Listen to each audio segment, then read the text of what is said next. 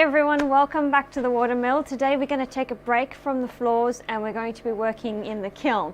Now, where we're at the moment is a little bit ahead of our edited videos, so it's a bit of a sneak preview of what's been happening. We'll explain as we go along what we did and how it came down is something you'll be looking at when we watch the videos. So there's a lot of rubble in there, a lot of chaos, and it's going to be take a bit of time for us to get it all out of there, but there's some really interesting things about it, mainly that there's seashells that are embedded into the cement. It's like they just went and grabbed a whole bunch of sand and seashells and chucked it in with the cement, and that's basically what the kiln funnel was made out of. So yeah, so let's get on with it and see what else we can find in there now that it's been all broken up and we can wheelbarrow it out. All right.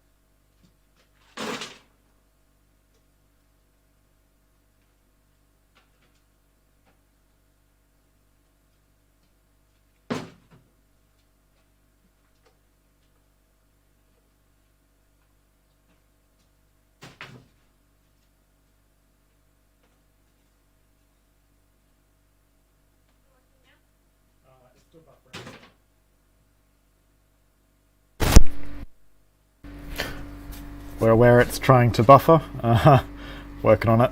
Maybe we just not do live streams inside. Well, we've done them before, so just keep going. Yeah, but I don't know what to do, sweetie. I'm waiting. It's like your intro's done, it's still. Just ignore the live stream. Just ignore it for now, we'll just keep going.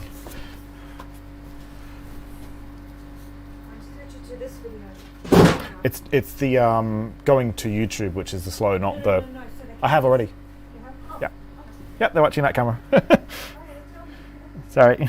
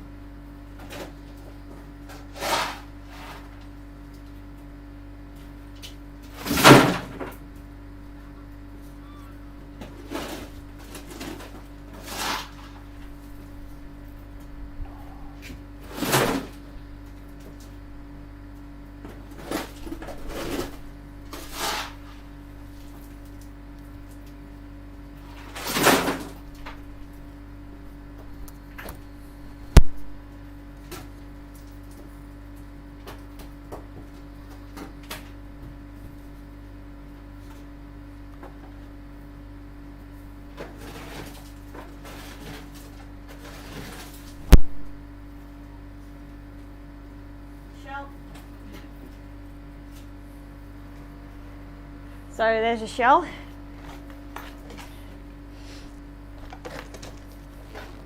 And another one.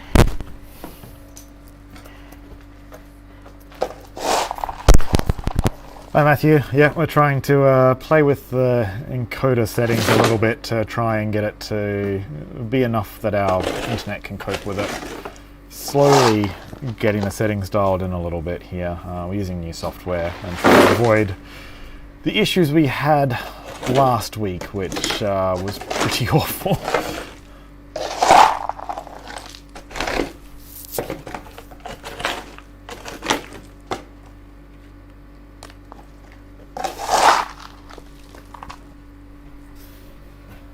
Yeah, it looks like it's so far not dropping frames anymore. I changed some settings and dropped the bitrate way down. I think a lower quality video is better than jumpy video. Yeah. All right. Okay, you got a full one? Do you want to take it, or you want me to take it? I'll take this one. Okay, you take that one? All right.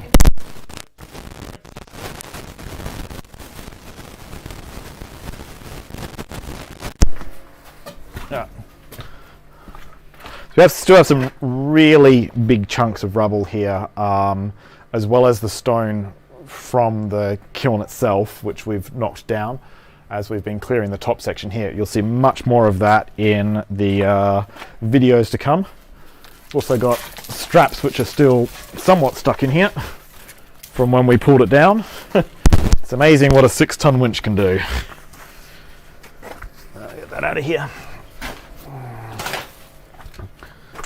So we also have the absolutely rock solid cast iron pole. This was one of the poles which was supporting the floor, and you might expect it to be a tube, but it's actually completely solid cast iron. Probably weighs 30 kilos, this small section of it. We had to cut it with an angle grinder and then smack it with a big sledgehammer to break it, because it weighs a lot. It's quite a substantial piece. I think that's a whole wheelbarrow load there, but as we get in further, we'll definitely have to bring out either the SDS or the big breaker, because we've got some chunks here that weigh a lot. Oh, my microphone's gone off. Sorry.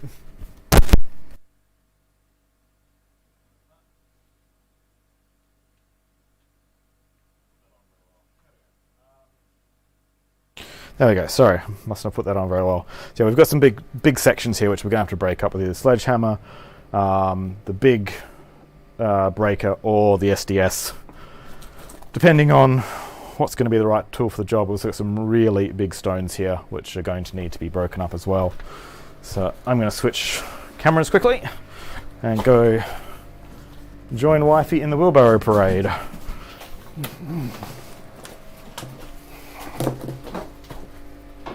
Can you go back a little bit more? Thanks. So I've got the pole. Oh, it's heavy. Almost didn't make the corner.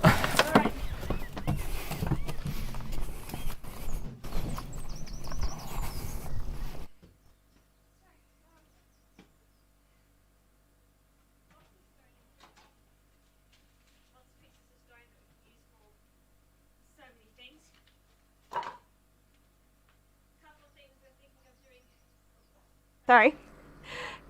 Couple of things we're thinking of doing with all the stone in here is we're planning on doing using it in the garden for steps and sort of layering the garden later on, and also if there's any damage to the building, any stones that are damaged or cracked, we can replace them with other ones. And we're also thinking of building a well in the back, like a fake well, over if there's any drainage or a manhole covers that manholes we need to have. If we want to cover the manhole cover, then we will put a well on top and make it with stone, and then slate, like a slate roof with the leftover slate we have, or any of the broken pieces. So yeah, that would be another interesting thing to think about for much further down the line.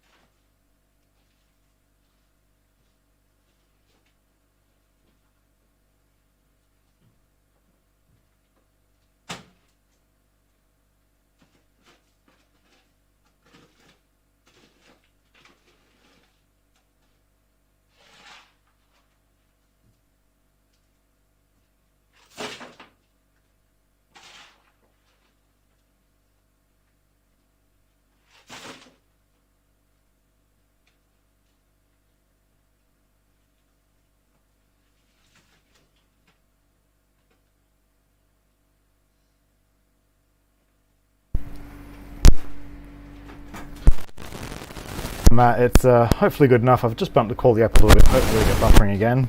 It's more of a behind the scenes video than anything else we do. So this is like got some really good small pieces as well, which we can use to fill in gaps rather than just slathering a whole bunch of lime mortar in there.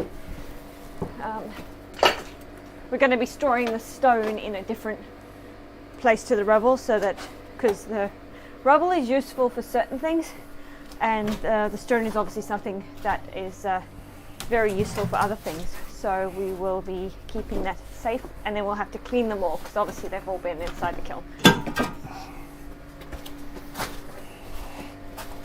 All right. Yeah, I'll smash it. Right. If you want to go up the pile. Hey, it's got a drill hole through it. Yeah, I saw that. Must have had a rebar or something. Huh? No, it's from me when I Oh, pulled it when down. you drilled it. I made a weak spot. It's not the most. There we go. How far can the camera see? I can see up to where you are. See my feet? Do you see this? I don't think you can see that Oh, wall. okay. Oh! Ow. Sorry. Maybe don't. Maybe don't do it anymore. There we go. That should break. I'll just break this last one up.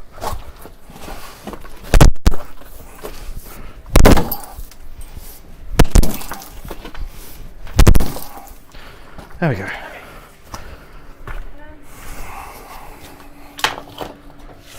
Frame floor, please.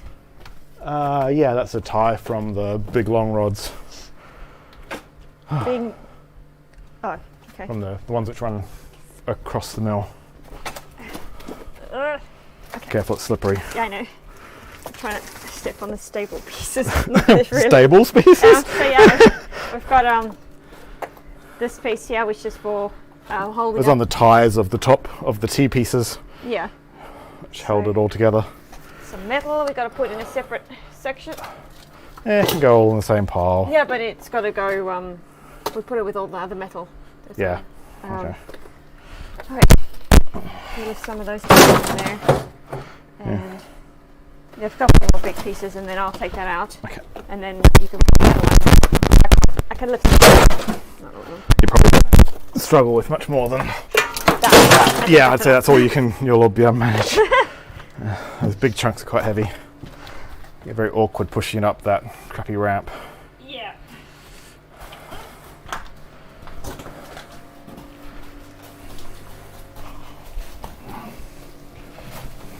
And this is why we have 2 wheelbarrows. So we can constantly be loading one while the other one's getting moved.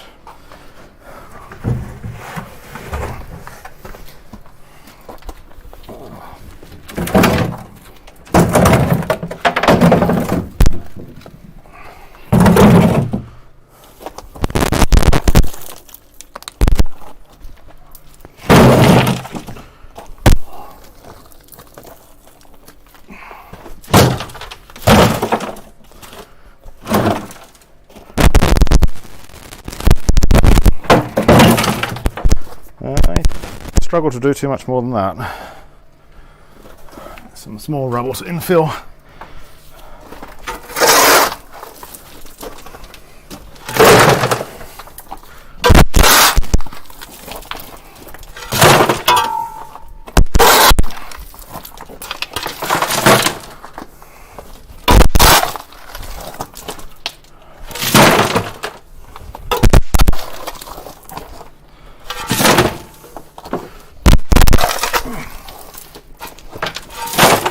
It's going to be a struggle to wheel. It's a lot. Doesn't look like much. You make zero visible progress, but man, it weighs a lot.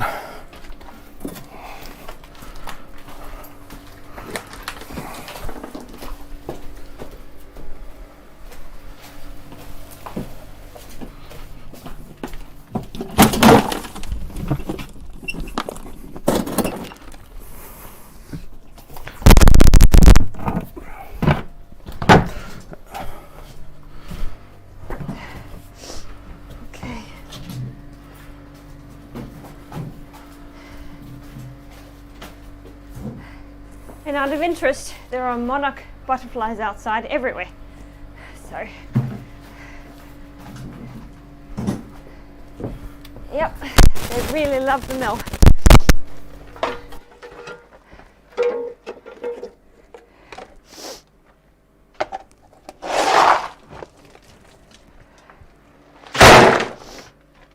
Anything else? So for the last week, I've been clearing out this area on my own, which has taken a really long time because Mark has been doing the floors upstairs. So Mark's taken a break from that and it's down here.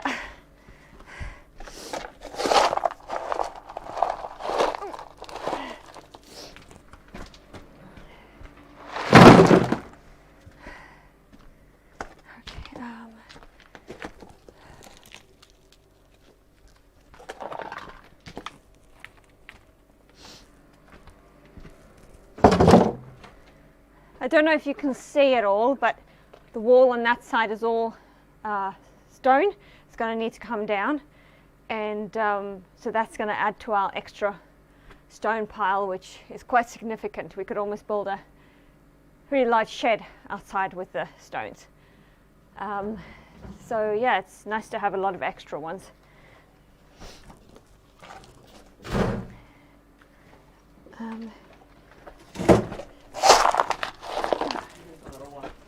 Sorry? Okay.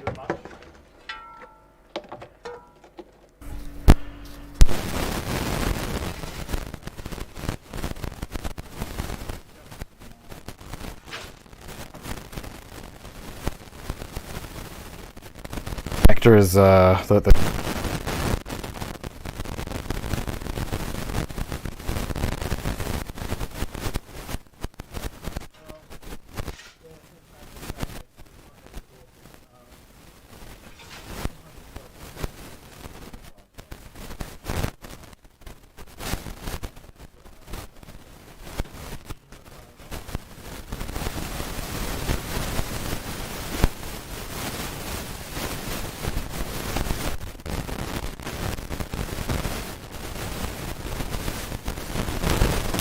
stairs. So.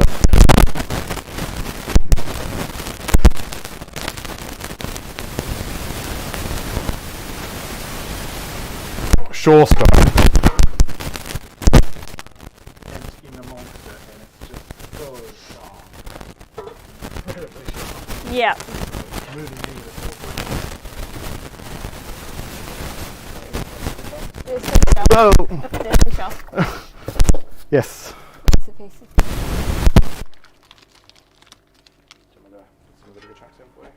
There's also some bricks in here.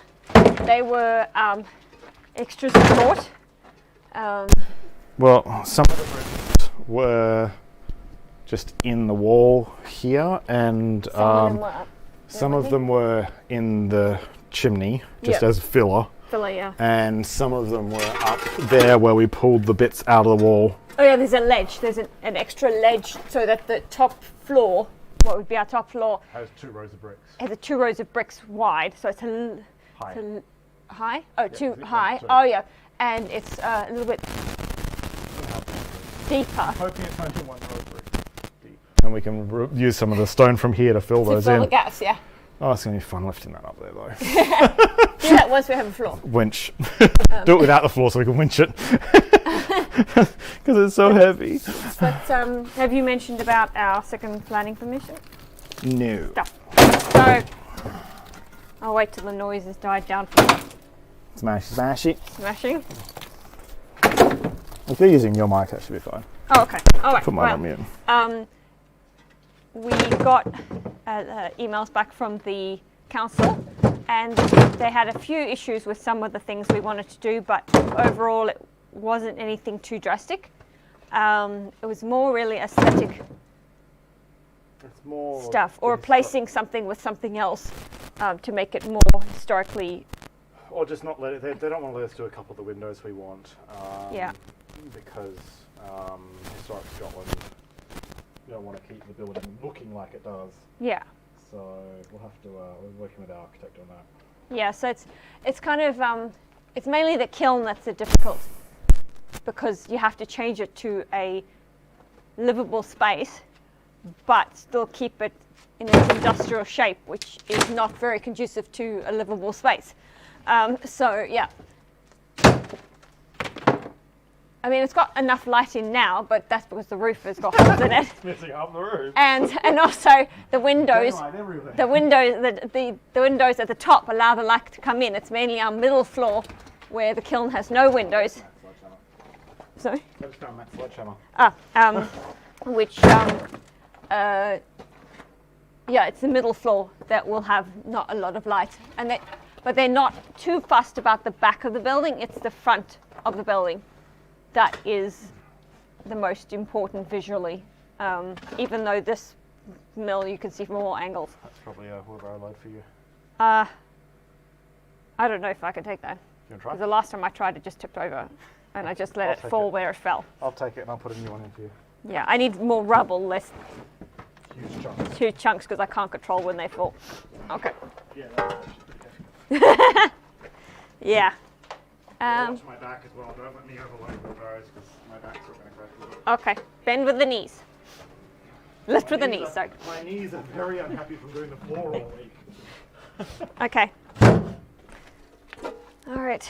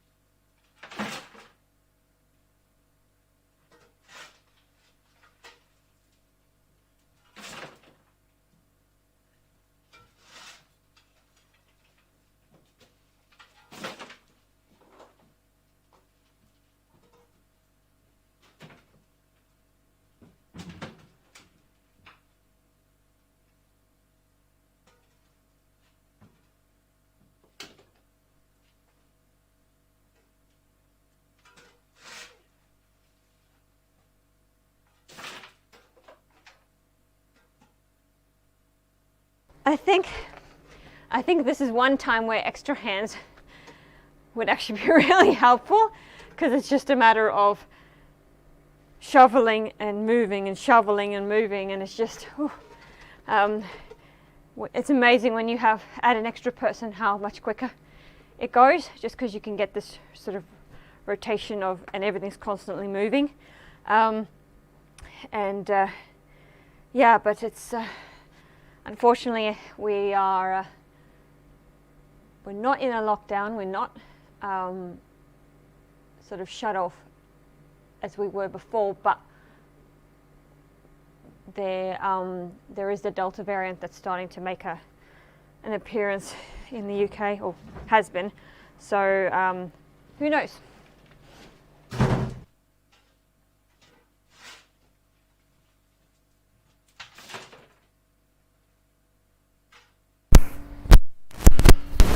Martin's saying it's really surprising considering the amount of poo that has been piled up there. Sorry? What did you say? Says it's really surprising considering the amount of poo that's piled up there, is that the mill doesn't have an awful smell inside. Just the average smell of an old building. Yeah, well, it used to smell really... I think it's got a lot more ventilation now. And after it's rained, it smells with the, like... Yeah, when it gets wet, it smells worse. Because this is open over here, we have, like, this is just bird crap on the ground here. There's a lot more smell now than there was before. You can definitely notice it when you first open up the mill. There's definitely a good smell in here.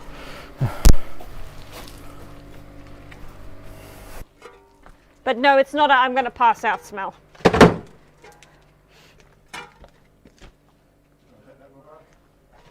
A little bit more of rubble. how noisy it is when I shovel. Oh. Definitely everybody.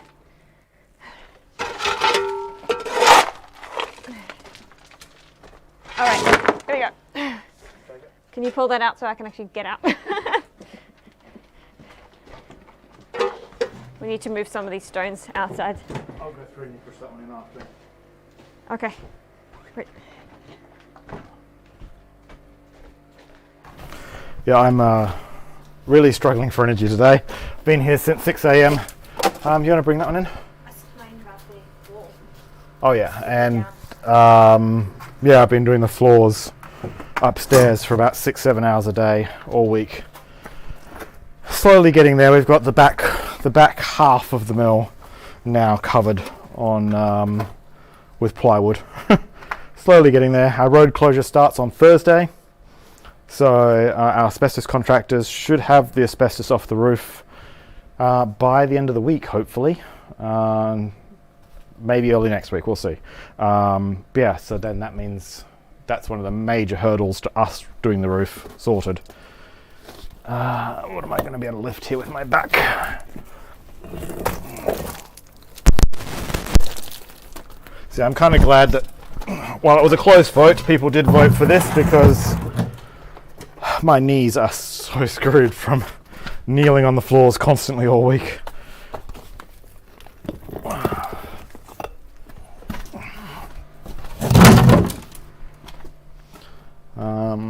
These weigh a lot. I don't think she's going to be able to carry more than a couple of these.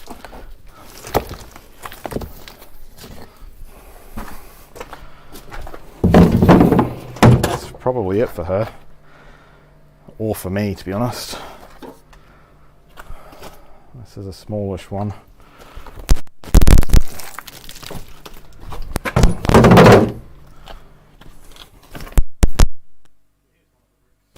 Handmade brick that we have. There's no maker's marks on there that I can see. For you, my dear. Oh, really?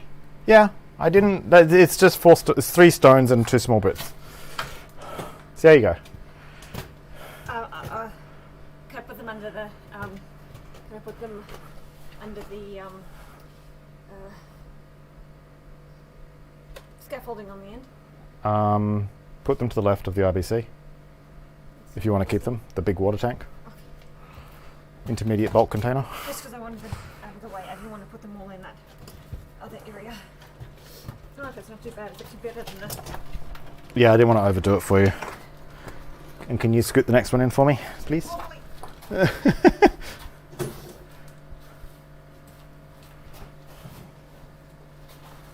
It's what? Wheelbarrow load number 4 or 5, and 0 visible progress. Put this here for the door. Yeah, I know.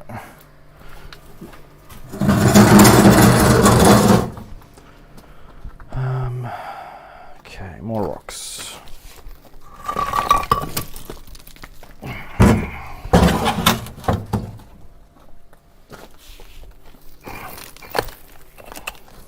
I'd say something like this is probably about 3 to 4 kilos. This is like a 1.5 litre water bottle sort of weight. So about 1.5 kilos.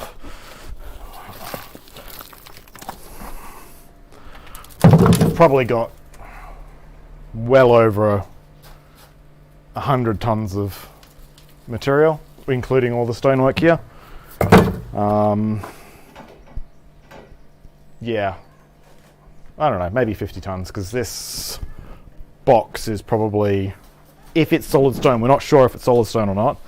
If it is solid stone, this is probably, volume wise, it would be, how much does stone weigh? 6 tons per cubic meter?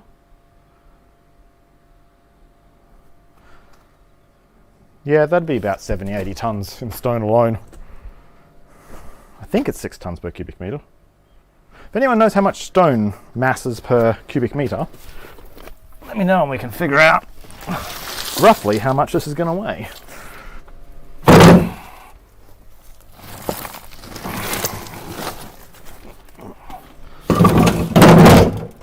For those of you who are going to say, what stone? It's sandstone. It's red sandstone, to be specific, even though it's not red. All right.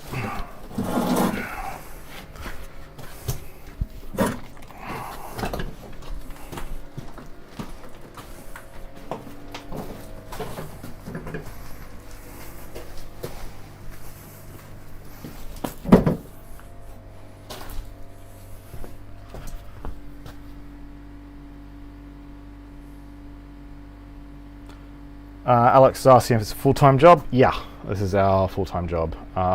Well, we do have other work as well, but yeah, we're spending like 40 hours a week here. So we run our own business, but which we are still doing client work with, but we're also spending a full-time job's worth of time here each week, without a doubt.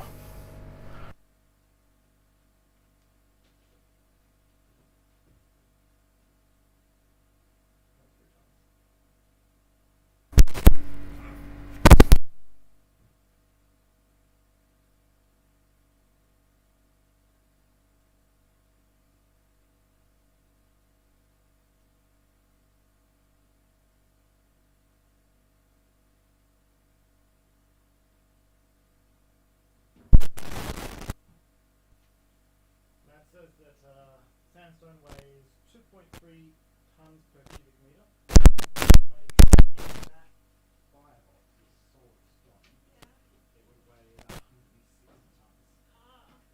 160 tons. She says thank you. Yeah, I really wanted to know how heavy it was going to be. Yeah, one wheelbarrow at a time. More like one stone at a time. All right. Okay. It's getting slightly. We're slowly getting there. Yeah, this was all the way up to the door, and about that high. So, getting there.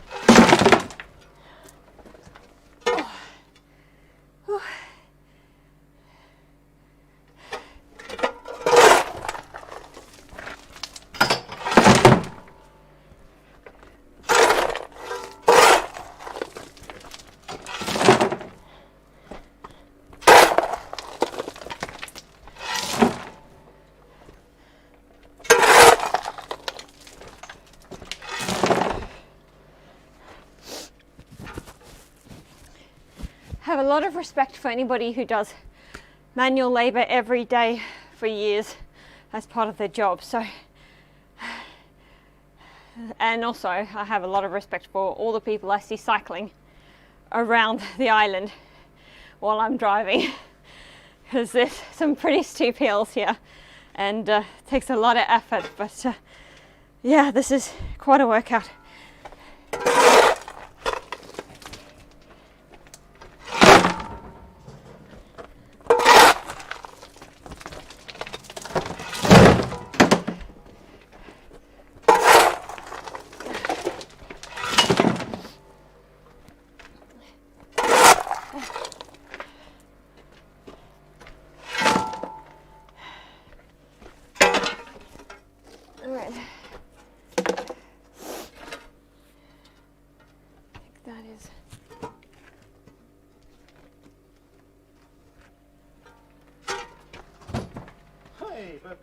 Yep, one big paw.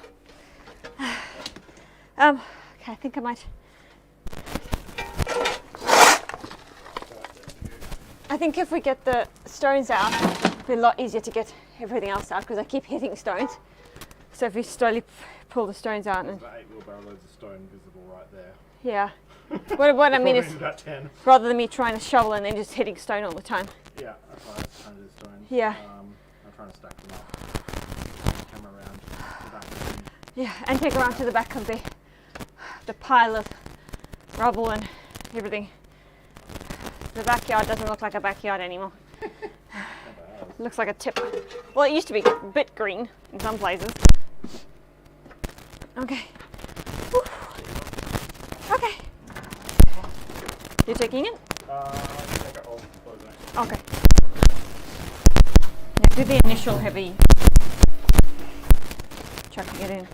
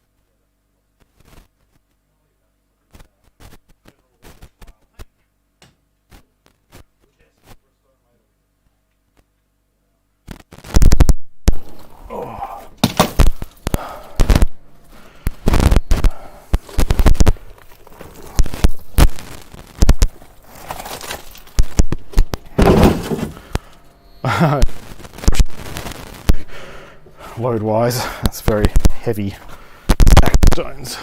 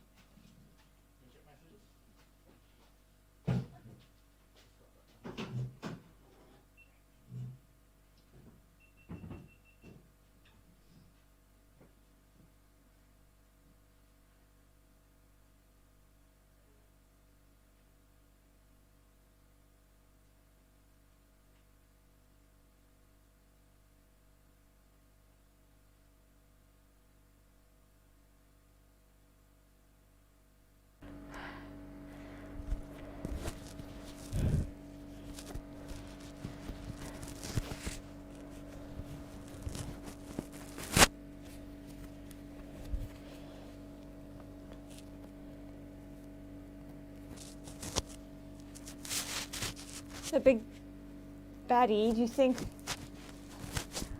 saying one of our microphones has a loose connection? All right, we'll have to look into that.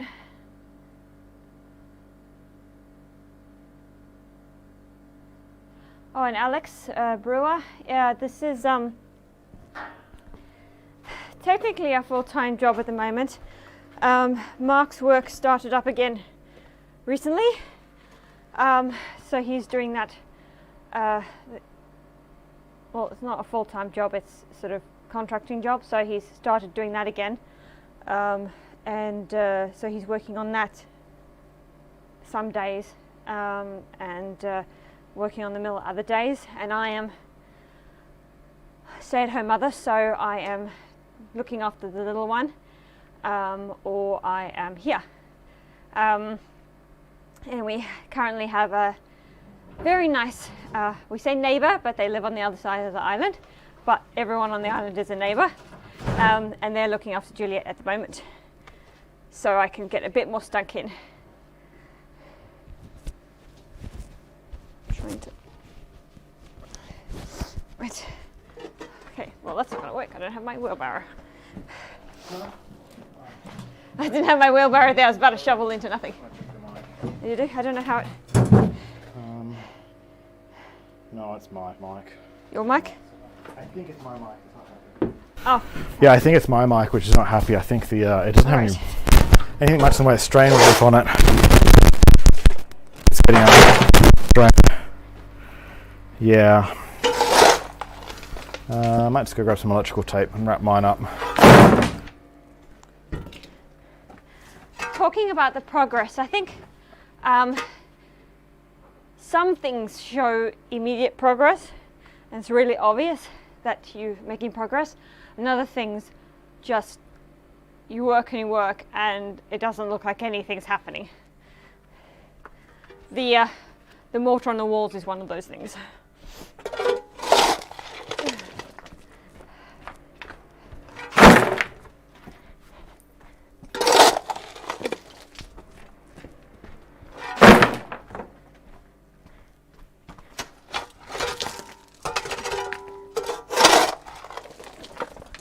One good thing about doing the mill is that yes, you have heavy, well, different manual labour, lots of manual labour to do, and lots of tasks. They're all different, using different skills, using different sort of body requirements, so that you're not you shouldn't be overusing too much of your body in one go. I mean, this is quite a lot to do, but then if we go work on the floors, it's different. If you want to go and do the mortar, that's different again. So yeah, it's nice to break it up sometimes.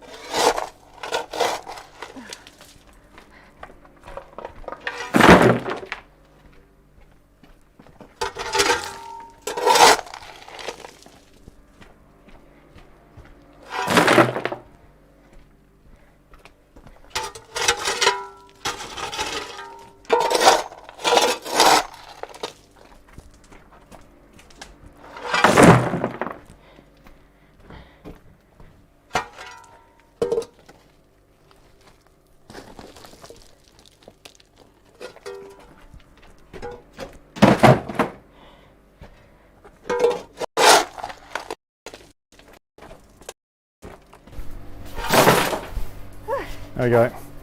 Electrical tape monstrosity, which is hopefully going to fix the problem, but there's a £160 microphone, professional microphone, and it's less than a year old, so if that's the fix, that's pretty terrible.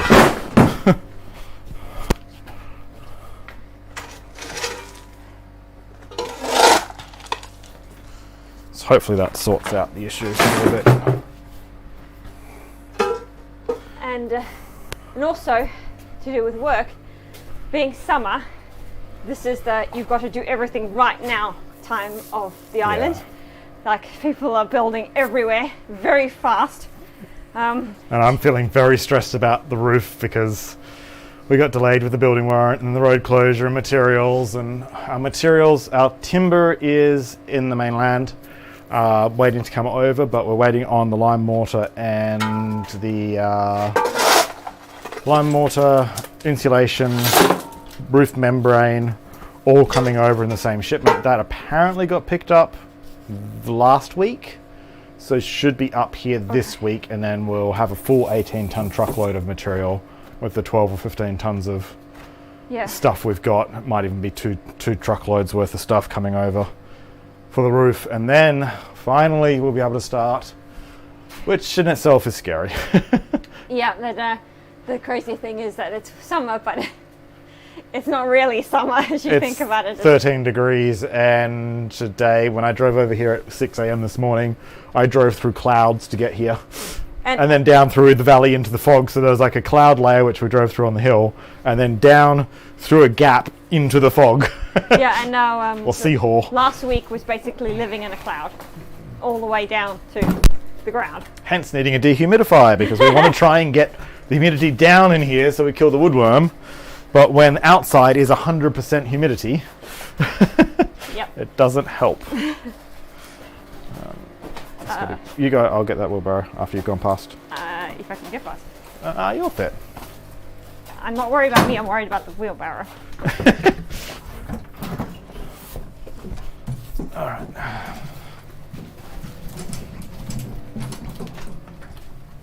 Do you have any suggestions for the roof? Please tell us now. We've been buying a bunch of materials, a bunch more tools, so many tools and materials and equipment that we need to do this. It's just impressive, all the stuff you need to be able to do the roof. So yeah, if there's something which you think might save us just even an hour of work, I am all ears. I think I'm going to set this camera up as a time lapse up on top. We might be able to see some progress that way. Time shift or time lapse? Time shift. 4K 16:9.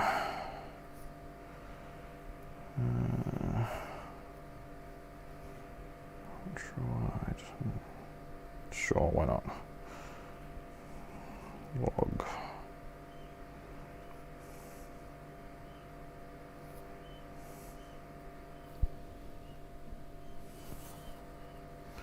Okay.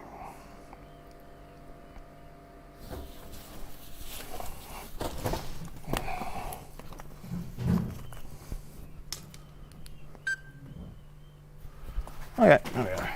Hopefully see something from that one. Yeah, that'll be interesting enough. Okay.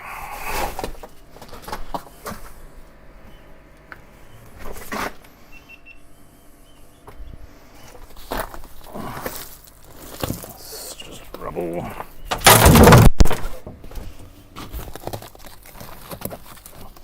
Oh, concrete. Like, that block of concrete weighs probably twice as much as the cement. Similar size. It is so much heavier than the cement.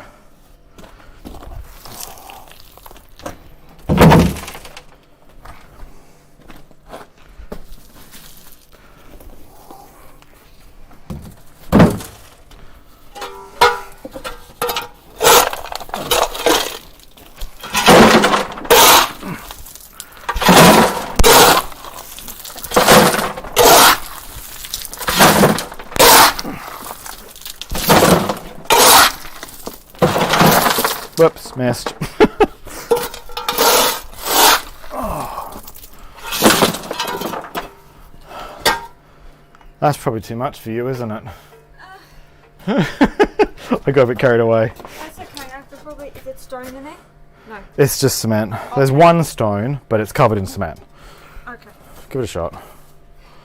Well, I'm just dumping it where I can put it. But yeah, just dump it. The wheelbarrow's just... Before I even get it up the thing, it's just gone... Oh, okay. Try and get it over the I'll top. try. Give it a run up. Even if you just throw the whole wheelbarrow over the top, then collect the wheelbarrow after. They're lifting it up, that's the problem. Just run at it, and just throw it. A new Olympic sport. It's Olympic sport. I was just going to say that's a new Olympic sport. Running with wheelbarrows. Wheelbarrow throwing. Okay.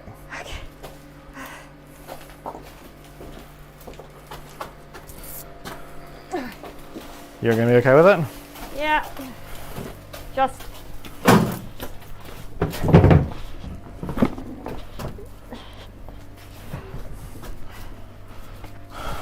Mad's saying the microphone's not meant for hard labour. Well, on the flip side of that, it's a professional cinematography microphone. It's meant to be able to handle pretty much anything a film set can throw at it. So you would think it would handle it, because the thing with cinema gear, like the cameras we've got and the lights we've got and everything, they're designed to not fail. Having a failure on set, like if a microphone started doing this on set, if it takes 10 minutes to fix it, that could be on a feature film.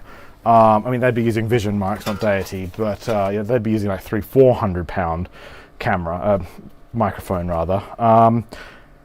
You know, a 10-minute swap of a microphone costs maybe $20,000 to $30,000 on a film set, like a feature film set, with the amount of people just standing around waiting for 10 minutes for that microphone to be switched. So they're not built for hard work like this, but they are built to not fail, or they should be. This is why I think this is ridiculous that this cable's not happy, because like a microphone cable failing is just, it's not meant to be a consumable item. It shouldn't fail. Not like this.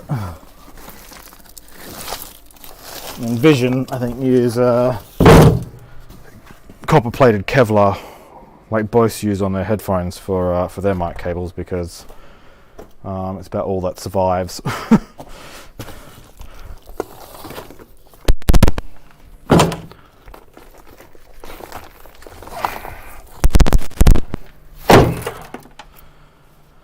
Oh, yeah. It's been a tough week with doing that floor. Just don't have any energy left. But we got to get this done. All right, that's all the rocks I can carry. I'll go chase the wifey in a wheelbarrow.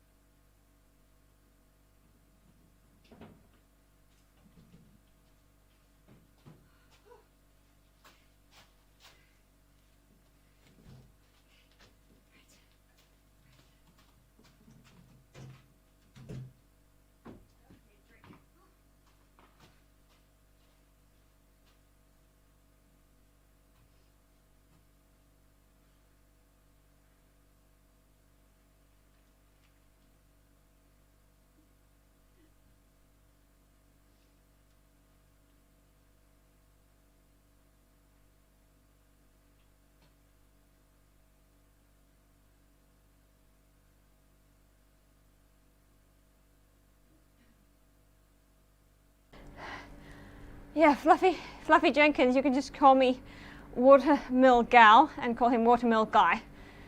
And that should work. It's, yeah, it's been a difficult time. My hardest thing is actually tipping the wheelbarrow over without me falling over as well. Okay.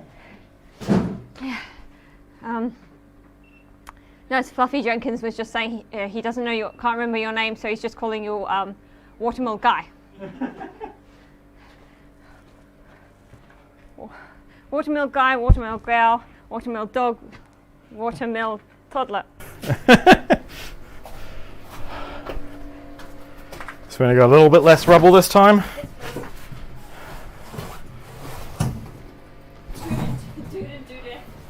Can you on the laptop there's a little red icon on the bottom on the taskbar. Round circle. Yeah. Click cam 1, top left. Oh wait, no, sorry. I didn't want cam 2. It was on. I thought I had it on that one, but no, I want on that one. Yeah, cam 2. Yeah. Saves you having to go around and try and get between the lights to get to the switcher. Oh, look at those bright lights. I can't see anything now, but bright spots.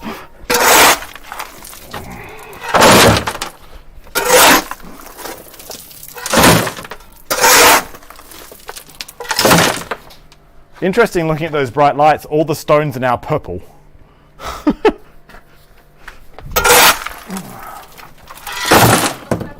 The stones, because I was looking at the 150 watts of lights there, and everything. Now it's all yellow. I just see green, flashes of green. It's changing as time goes by. What happened to the GoPro? Sorry? Did you take it off? What? The GoPro. Yeah. You took it off? Okay. Yeah, only want a couple of them. I didn't want it to be that accidentally fell in the in the debris. Into the debris. I didn't realise it. That's probably enough for you. If you want to get up that hill. Go on. You might want to move the handle of that wheelbarrow. What? You might want to just turn that wheelbarrow a little bit without falling over. Well, the problem is there's all these stones and you step on them and then it's uneven ground. Uh-huh.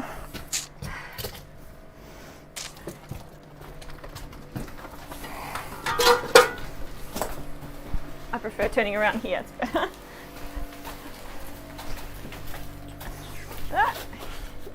Yeah, turn towards the door, sweetie. Don't drive past it.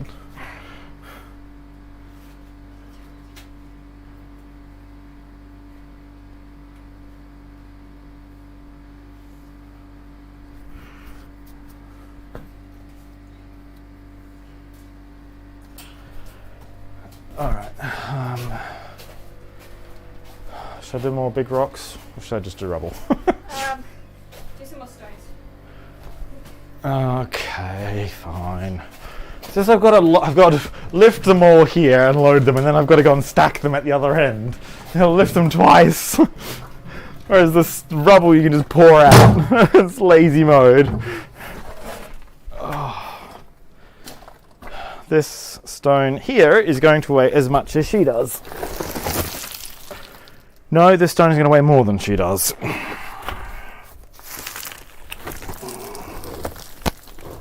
Oh god. Oh my god, that's a heavy stone! Oh, and it breaks in half, of course. Yeah, I think I'm only getting one more stone in there and that's it for me. Yeah, that weighs significantly more than her.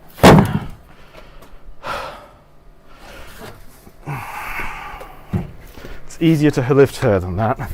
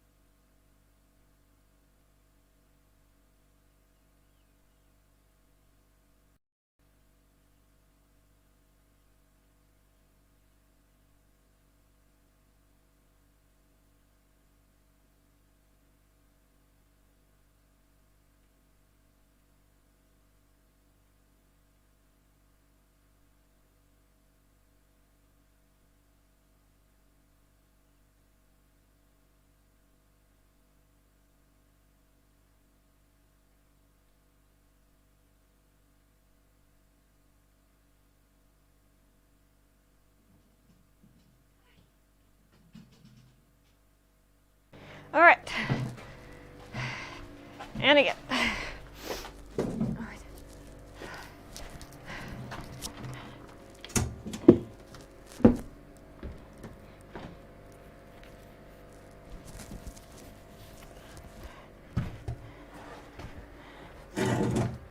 All right.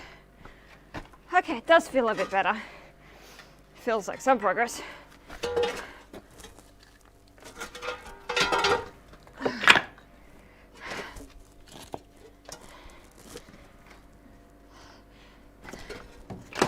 That's a large reason why we do the these videos, is to share with people, but also so when we look back we can see how much we've actually done. Because once this is all livable space, looking back at this will be completely crazy. I just had a thought as I was coming back. Oh dear. How the hell do those crazy bastards dig the hole for the wheel? It's like 2 meters deep in solid bedrock. I'm struggling with like 2 stones and they had to cut it out. They did it, that was 1700. Yeah. They didn't have explosives? Gunpowder? Well, it's too small of a hole. Oh. They would have had to drill it, and then it must have taken them They must weeks. have sawn it. Sawn it? You know, there's nothing you could saw down through. You can't just. They would have had to just chisel it, maybe drilled it, and then. Oh no, you know we've seen in what was it the Edwardian Farm series where they just basically have a chisel and they hit it and they turn it and hit it and drill it down. Yeah. You But need God, to that's find like the weak spot, like crack it in the specific spots. that's what like. That'd be 15 cubic meters of solid stone they had to pull out. Almost all of the stone? No, this is way more than that. Oh. But I mean, I was just thinking that's getting it out of that hole as well. Okay, stop yakking. Right. Stop shoveling. Not dead yet. Well, there's a wheelbarrow. We can use it like in what's it, Monty Python and Life of Brian, or the Holy Grail.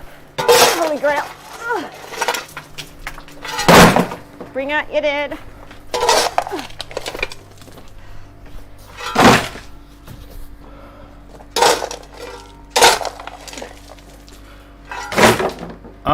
These are the standard size construction wheelbarrows, Fluffy. They are absolutely bog standard construction wheelbarrows, same as you'd find anywhere.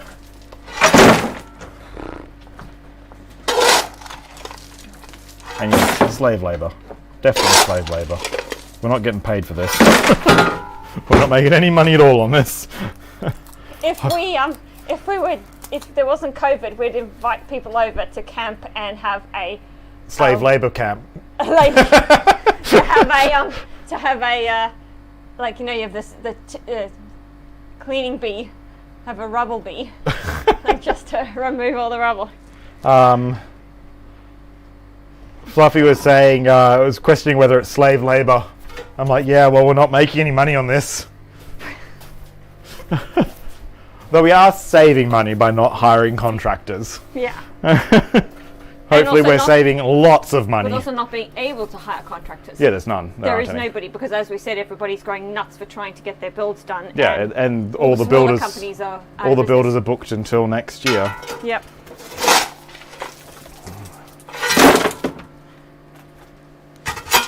And that's on not on our island, on Orkney. Yeah, all of it.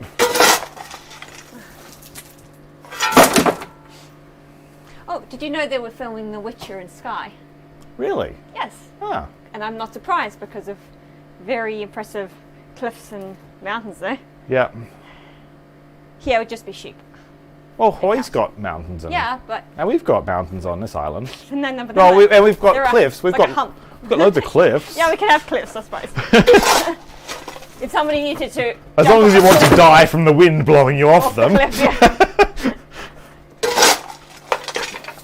Although today it's absolutely still. Like today and yesterday, because we went to the mainland yesterday for groceries, and today and yesterday and Thursday as well, wasn't it? Just like I've never really seen the wind turbines not even moving at all. The big turbine on the hill was turning a little bit, but everything Hence was just why dead still. Everyone's building now. Winter is when it's not. You Yeah. can't do anything. Is that going to be enough for you? Yes, I think. Okay. Yeah, because you can only really build up till September, or do stuff outside till September, and then you kind of have to stop. Okay. All right.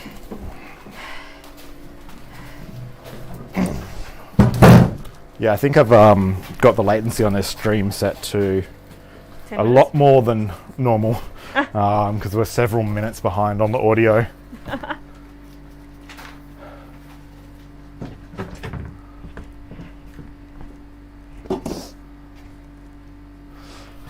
Flo saying they're mucking out wheelbarrow looks twice as big, but hey, if you're doing hay or Yeah. if you're like doing horse stalls Can't lift or much more cow than stalls or this. something, Yeah. that might be fine, but like I'm able to get 2 to 3 rocks in this wheelbarrow, and that's all I can physically manage. The stones, I say, weigh more than she does.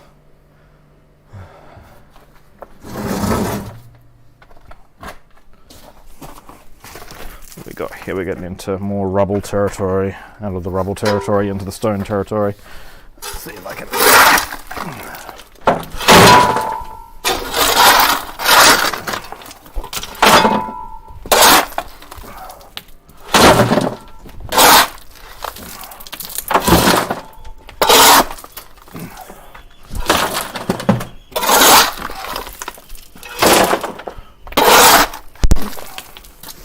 When we were clearing the bird crap out of the kiln, we still have probably 4 to 5 barrel loads of it. That's about the only time I've actually been able to get this over the brim and still be able to wheel it like safely. Yeah, definitely wouldn't really want to have a much bigger wheelbarrow. Ah, I missed again.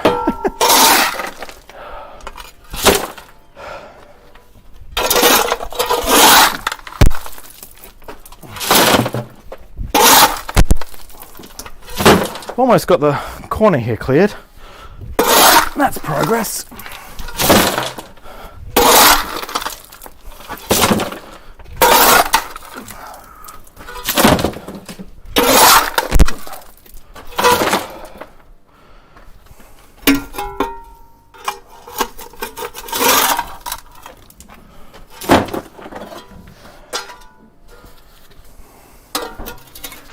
I've got a rubble one for you. Okay. Well, how much was in last time was good. Okay, this is slightly more. Okay, thank you. I'm getting a drink. Can you just swap this one out for me?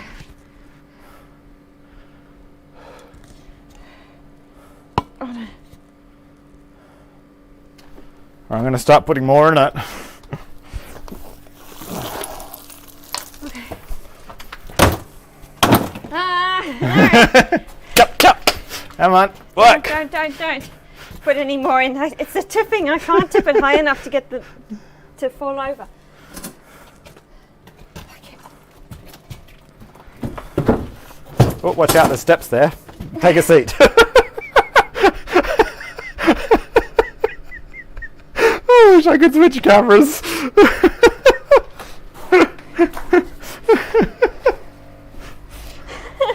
Guess she's lazy, look at her, sitting down on the job. I forgot they were there.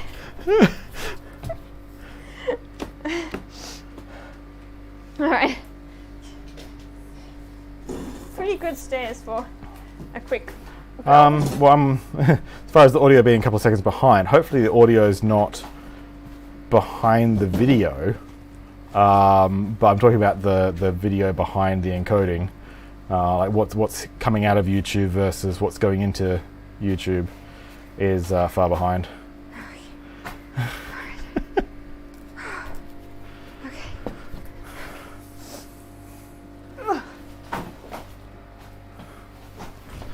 I really want to weigh each of these wheelbarrows to see how much they weigh. Well, we don't have what do they call them, a weigh station or whatever. I don't know if there's even one in Orkney at all. Oh! Okay? Yep. This is just getting on an angle.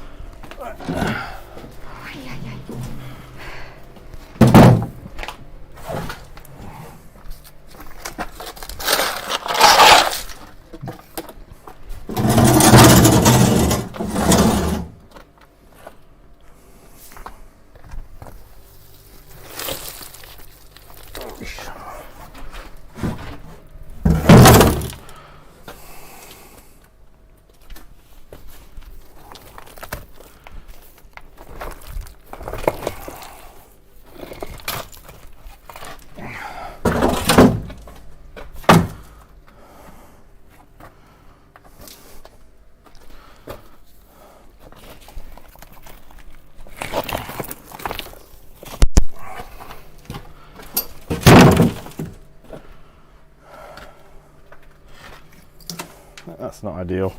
You can see why we have issues with some of the stones which have been in the kiln. These ones have been pretty well protected, but you can still see like this is really, really wet through it, which has caused it to fracture.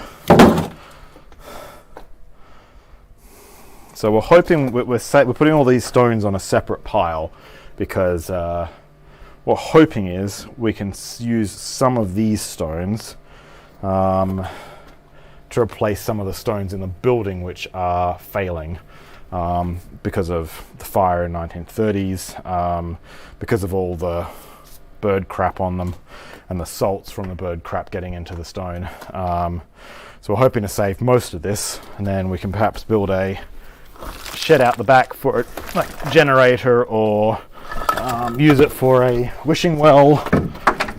Sort of, we're thinking where we're going to have the septic system. There's a couple of big manholes you have on top of that, and we're thinking of building a fake stone well around the manhole, so it looks like a little well, but it's actually the manhole to the septic system, which is less delightful.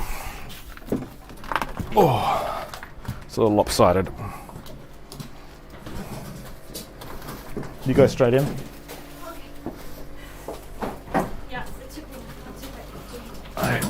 I think you should be good for the stones which are there.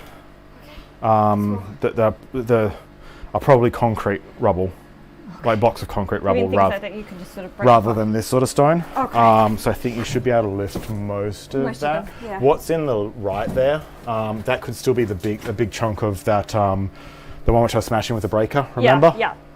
Because you didn't get all the way down to the bottom of it. No, because there's just too much rubble around it. So that one on the right might be a bit big. Probably from an old doorway, because this is an 80s doorway. And they used to put, is it a wood peg or a wood block? It's like a wood block. Yeah, that'll be from where they would have attached a wall or something to it. Yeah, because there's a line. Yeah, it would have been the door frame. Well, this one's pretty much coming out now. This one's already just about fallen out. Yeah, it's really hard to close the door because there's so many little stones it won't glide shut. Pull the wheelbarrow in after you. It's easier. Okay.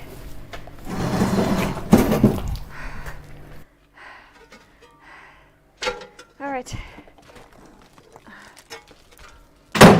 Okay, that was a stone. Thought it was a bit of. It doesn't make the same sound. Apparently, according to comments, you have a big dirt patch on your butt from the step. Oh, thank you. Well, I kind of expected, really. I should just cover the rest of myself in dirt. Okay, so apparently the audio's out of sync by a few seconds, at least on the door cam. Yeah, that could well be the case because it's wireless. It shouldn't be that far out. But watching the stream, yeah, it is. Let me see if I can change channel on that, so I can get it to sync quicker. I want to ask how many people are eating popcorn and drinking tea while we're doing this.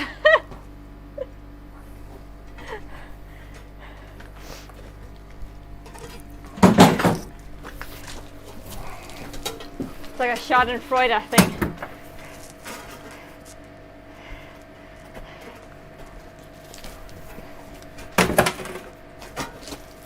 What you doing? The audio is way behind on this one, so okay. I'm just trying to see if I can change it to speed mode. Hopefully get a little bit less latency.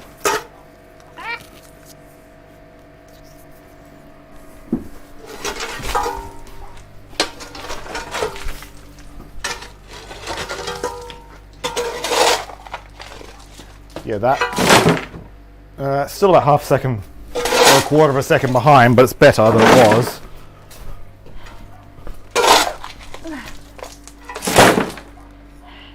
Yeah, I think it's about a quarter of a second behind. Unfortunately, with wireless video, it does take time to encode it, and these are not the most expensive. These are not Teradeks, so they're not like one frame behind. Whew. Okay. Hey. Okay. A little more. Right.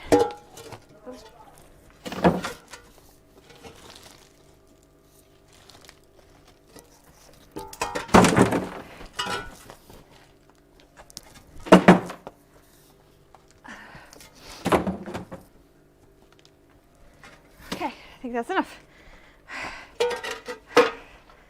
Okay. Right. I think I can get through.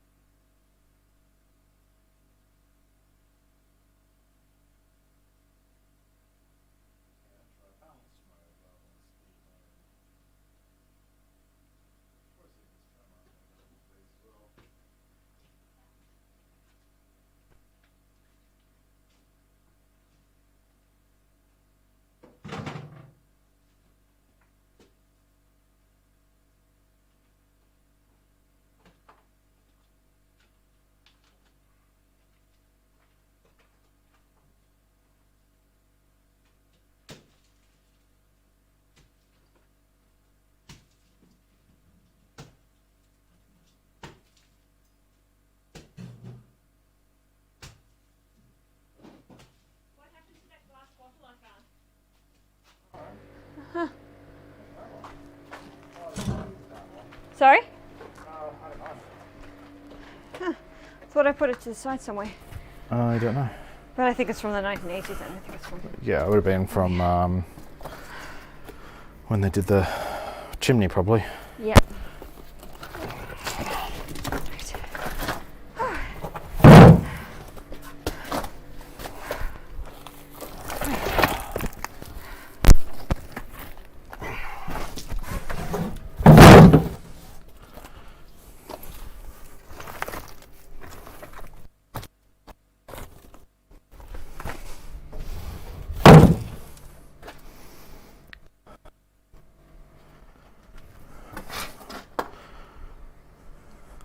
That's all the stones I can immediately see blocking your path. So I think it's probably about another 5 or 6 barrow loads before we need to do more stones after this one.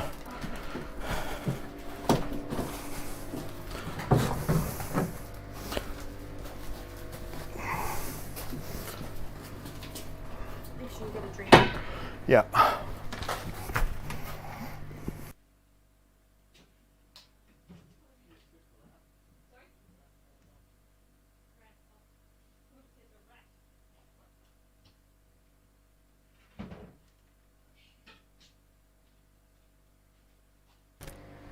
All right.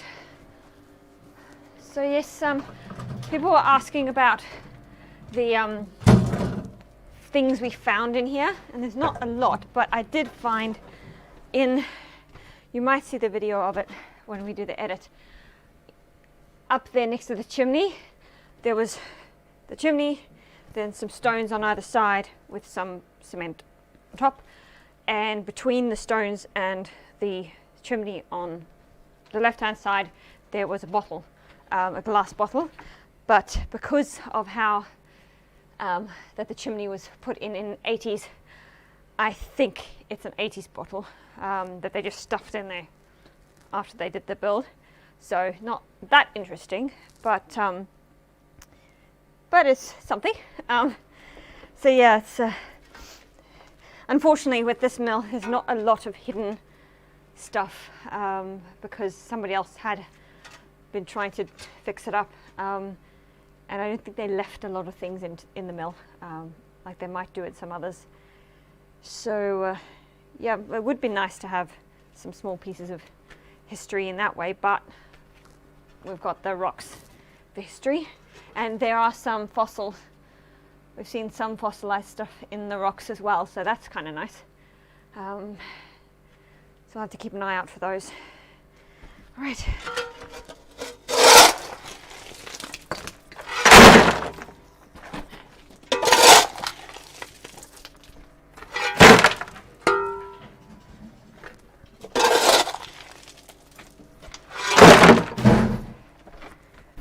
If you've got any questions or suggestions, ask them now, because I'm going to take a quick break to have a drink.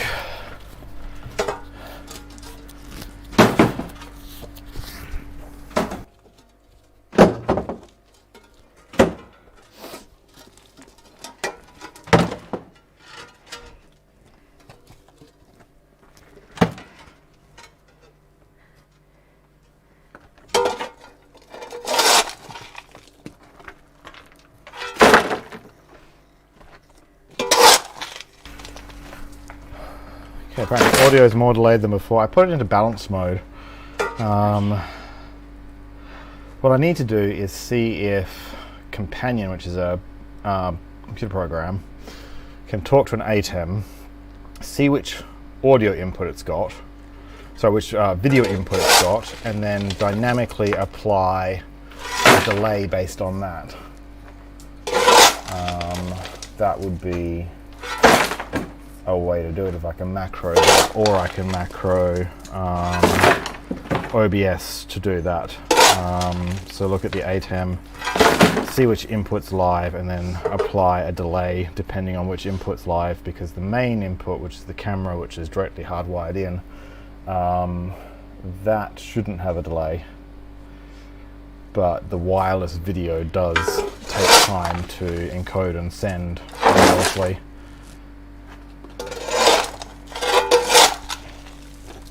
And we're just using the Holy Land ones, which are relatively cheap, but they take SDIN, which is what we need for our big camera.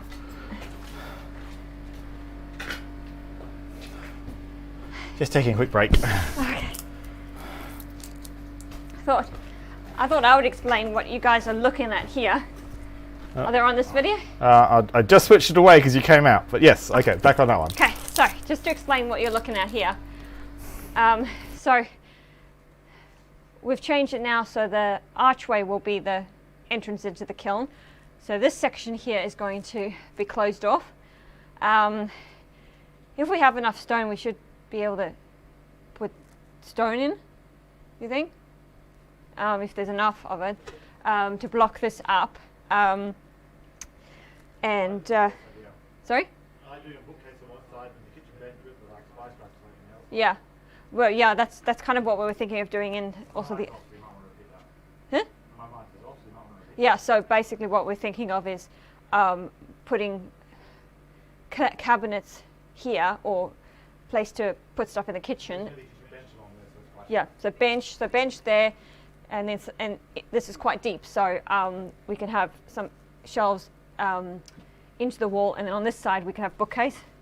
That might be a nice way of doing it, because on the other side we've also got a hole that we have to fill in with something, and we're thinking of doing that as the bathroom shelving into the wall, and then on the other side we can have kitchen shelving again. So we keep using the space, so you'll come through there, and then here will be bookcase, and then like a little snug area to sit and read or whatever, and then that end there where those planks are, well, beams are really, that will be the new staircase going up that way, and the rest of it here will be mostly open hallway. So this will be an open snug area, and then on the other side is where we'll have the utilities and the downstairs bathroom. So yeah, it would be it's a nice space. I always like the idea of a staircase in a square hallway. It's a nice way to fill in the space with a tower or anything that you have in an historic building, because you can fit a nice sized staircase in, because most historic buildings don't really have space for any kind of staircase, or if they do, the staircases don't meet standards of safety now, so you usually will have to move them somewhere anyway. But yeah, so that'd be nice. So we've got a nice big window there, which will get a lot of light in, but it's just mainly the middle floor that will be a problem. We'll have to figure out what we're going to do with that. Taking that one? You taking that one? Yeah. So Mads is asking if we've thought of putting together a video of our plan for the roof and putting it on the internet, but if we were doing a complex roof, that might work, but basically it's take down this roof rafter by rafter, recut the ends because it's got to drop by about 100 millimeters, like the rafter's got to move inwards by about 100 millimeters. And then put them back up, and we've got new wall plates to go along. We've got to drill holes every 150 millimeters. I've got 8 tubes of resin, anchor resin, and stainless steel rods to put that in. Yeah, it's not a complex roof at all. Like, the roof is really simple. It's just hard doing it by yourself. Like, one person with one helper is a very, very difficult roof. I think the thing with the roof is it's going to be like, it's one of those things you've got to hit the ground running and just go. Yeah, especially if the weather looks good. Yeah, because it's a time-sensitive thing. It's like this week would have been, well, other than when it rained, this week would have been amazing for doing the roof because there's no wind. Yeah. It's nice and cool. And it's even with the clouds, it's not really raining. It's just like on you. It has rained. The other night it rained, overnight. But really, we need a good. I think if we had like a week and a half of no rain, no wind, that would be sort of the Goldilocks zone. Yeah. But I would be happy to have slight wind, no rain. Yeah. Or even a little bit of rain, because we can cover up the gap with that tarp. Yeah. Because what we're planning to do is basically take it down rafter by rafter in the length of our insulation sarking boards, and just replace like the roof in 3 sections, so we don't have gaps really of roof also, we unexposed. don't want birds to get in again. Oh god, they no. keep getting in, and it's really demoralizing when you try and help a bird out and then you can't get it out and then it dies, and it's really demoralizing. Yeah. So yes, the other day I came to the mill and there was a bird inside, and I decided I was going to stay until I figured out how to get this bird out of the mill. Yeah, the little tiny, I think they're little larks. They're coming in the front door. Yeah. Because the front door's open. The one came in early this morning, but I managed to scare. I was down here, and I managed to scare it out because I was rearranging the junk over there. Yeah. And yeah, I managed to scare it out. But yesterday, one came all the way up to the top floor. It was battering away at our windows on the mid floor, and then came up to the top floor, and it vanished. I'm hoping it got out, or we're going to find a dead bird body in the next day or two. Which is, as Taryn said, it's very depressing finding a little bird and thinking that its life ended because it got trapped in here. It's very sad. I think we've had 2 of them so far, and it's really sad.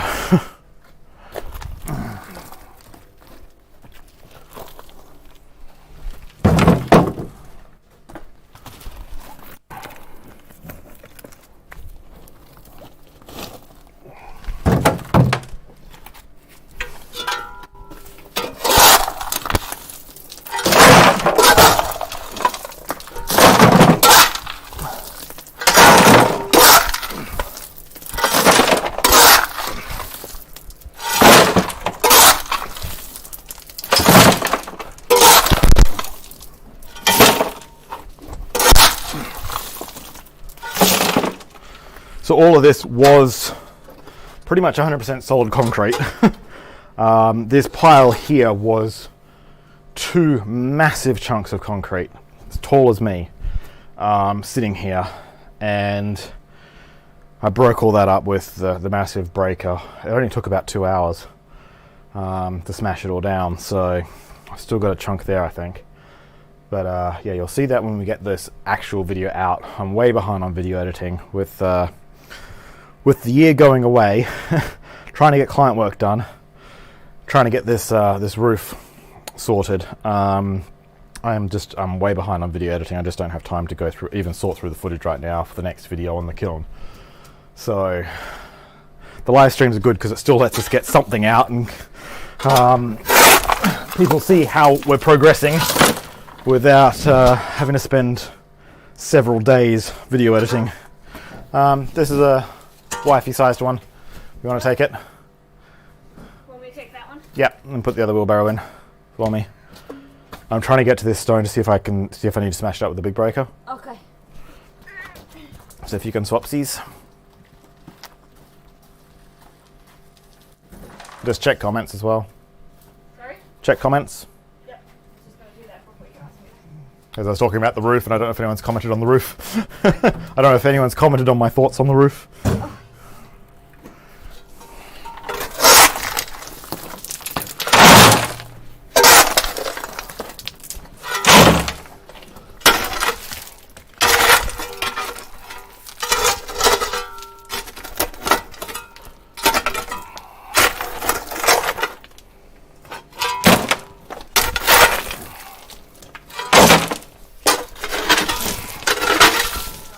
Sorry? Mostly just comments about the audio. Oh, okay.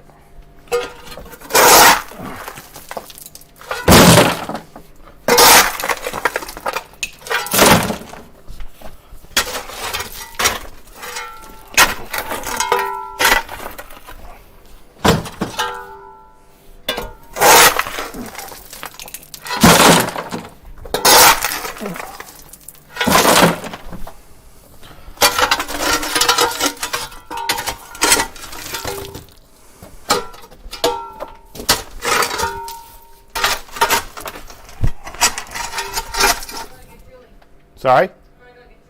Oh, okay. The key's there. Can you do that one first? And then the key, I think I'll put the key next to the laptop. Sorry? Yeah, put the key next to the laptop.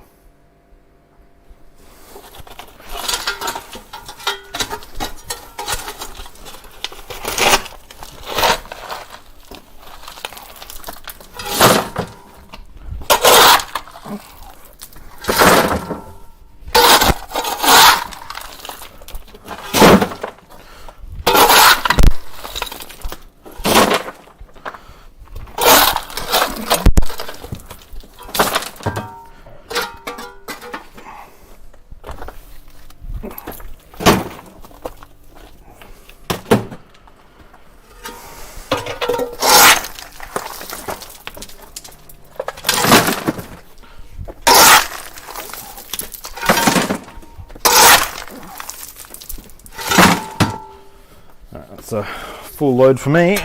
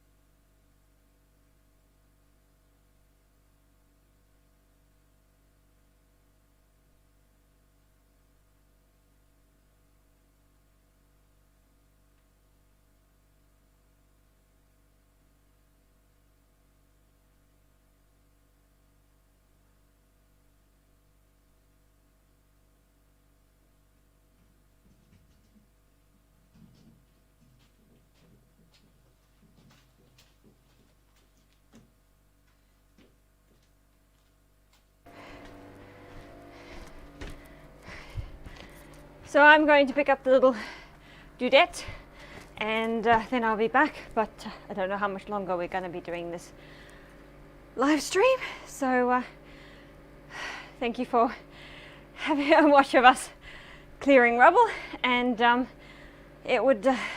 Mark's going to continue this video, but it was great seeing you guys.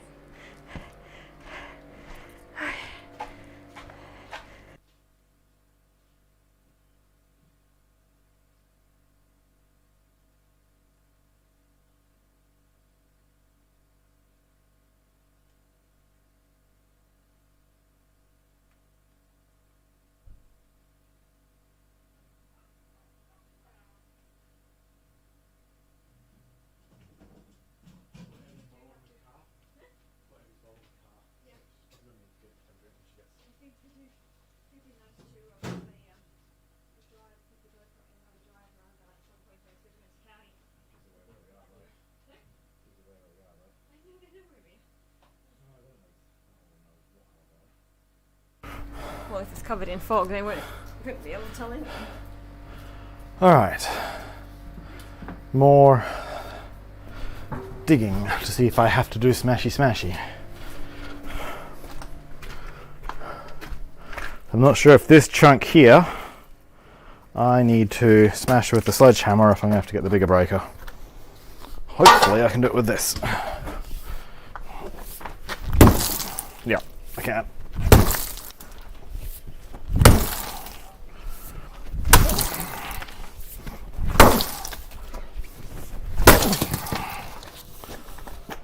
There we go. Rubble. Whew.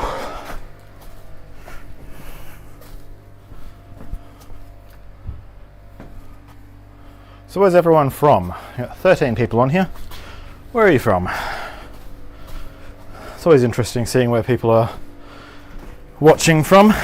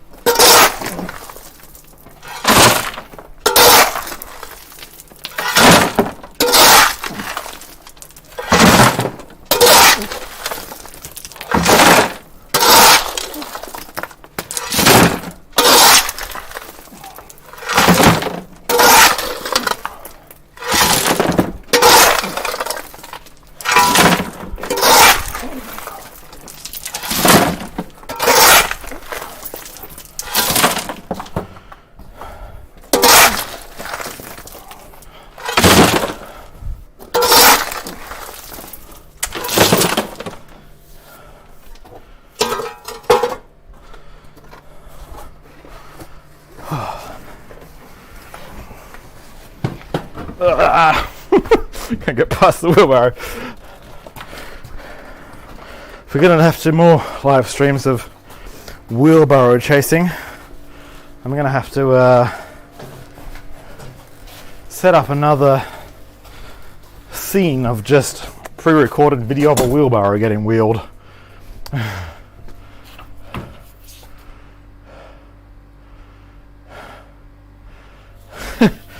Yes, Fluffy. Wheelbarrows and wrong camera. There we go. Is the shoveling too loud? Do you need me to mute the microphone as I shovel?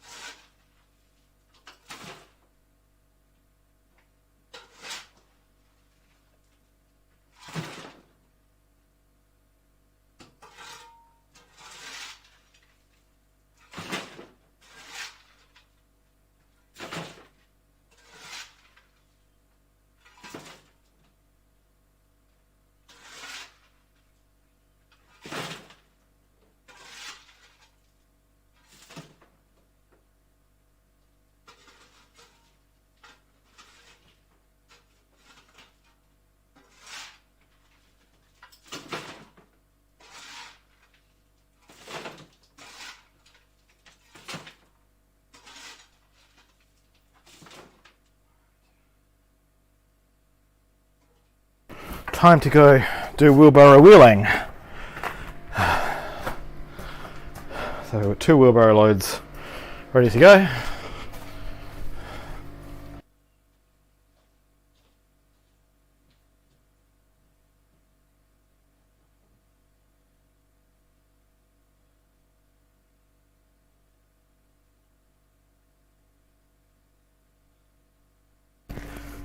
Yes, Fluffy, that is very weird.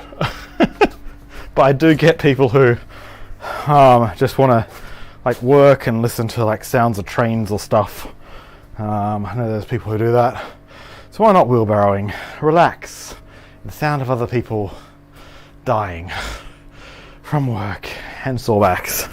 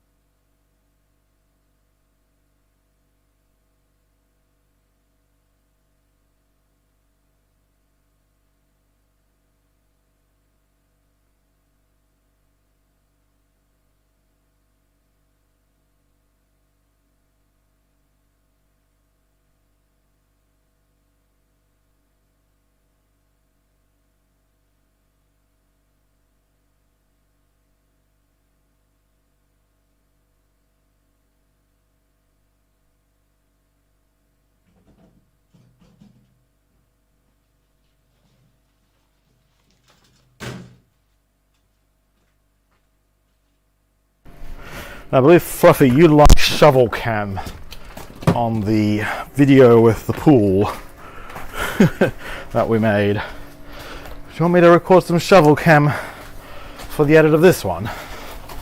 So I can do that for you if you wish.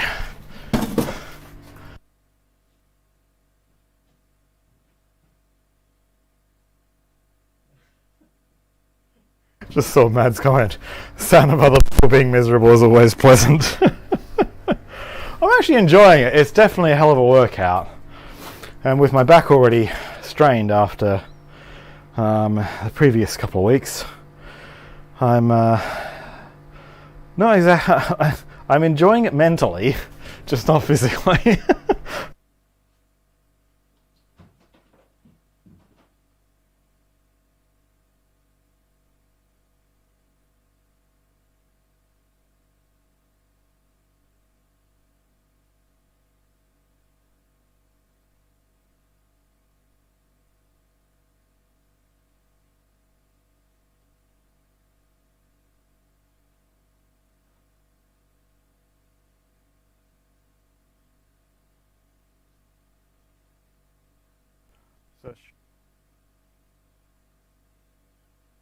Because there's a window here.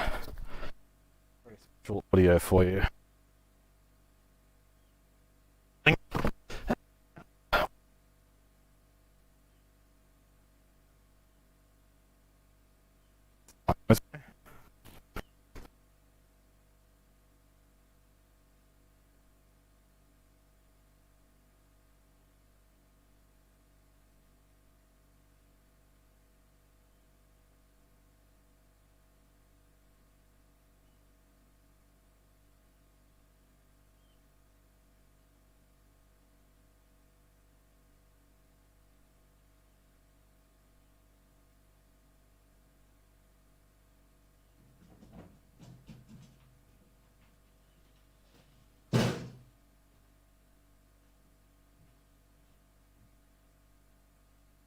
We do have some wheelbarrow cam already. I can get some more though. I think we've got at least 3 workloads of wheelbarrow cam.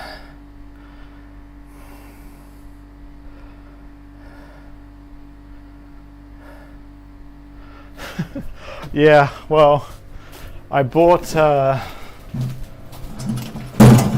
this clip, which is basically an arm which has got a GoPro mount on it with lock line, which then goes to another GoPro mount, specifically for attaching a GoPro to the steam washer. So I have kind of been attaching it to things, sometimes more successfully than others. I tried rake cam. Rake on gravel out the back doesn't really work, just jakes around too much. But shovel seems to work alright, because we can do like this, and then my screen protector's broken. Excellent. That means the screen got saved. Put it in there. Get this lined up to be fairly straight. And then we have shovel cam.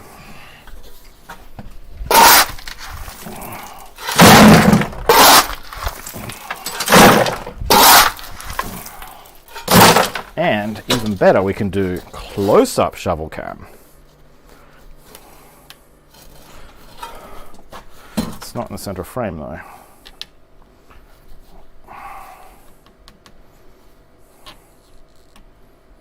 That's better.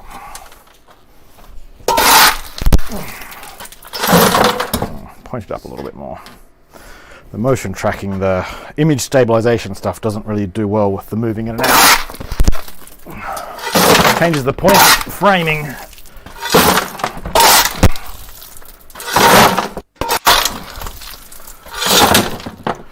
Go super zoomed out shovel cam for those of you who get motion sick.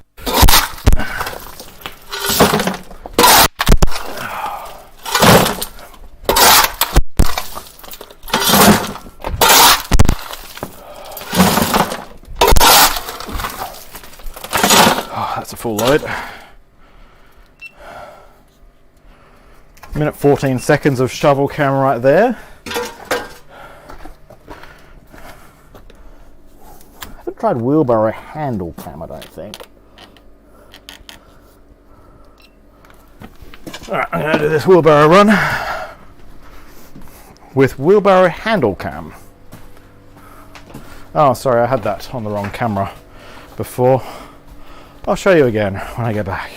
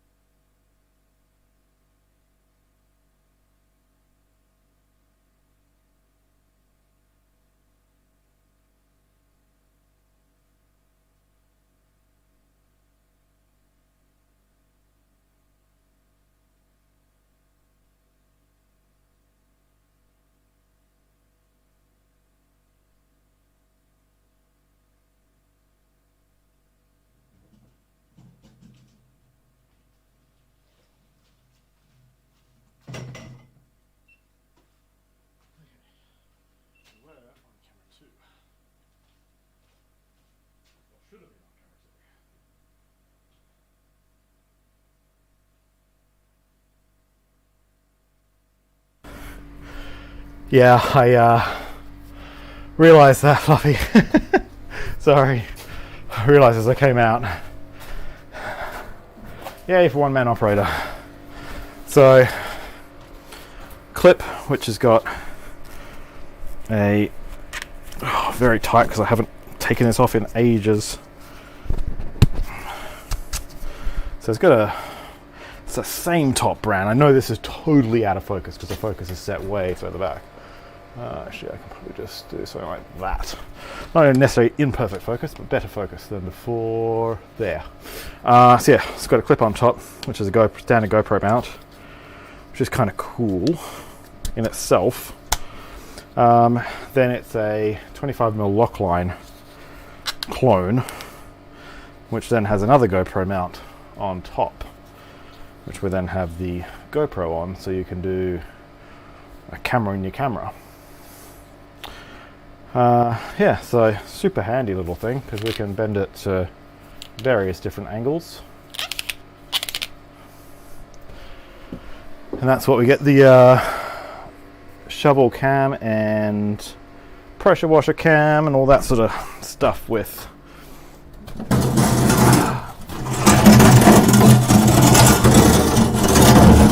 We are actually making some progress. Like, I think we were to here before, and now we're to here. We've made it at least one pace further. Hooray. Such progress. In what, 2 hours? Okay, then we can strap this on here. If the screen will wake up, because this thing is stupid, it keeps going to sleep.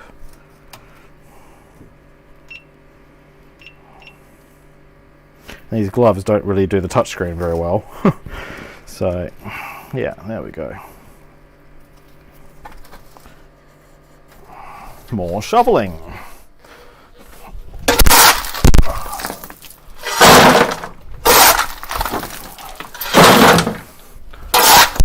think shoveling wise, it'll look better if I do it flat than just tip it on video. It's very awkward.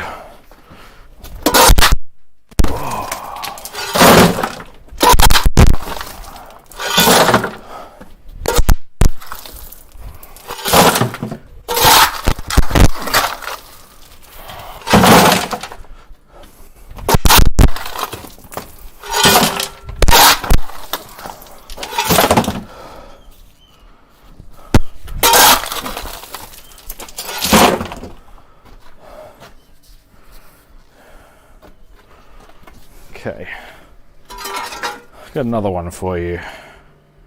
Let's try sledgehammer cam. Got our 8 pound, 4.2 kilo sledgehammer. Let's see what the GoPro does. This is going to be interesting. Let's see if I can even use it with the GoPro on it.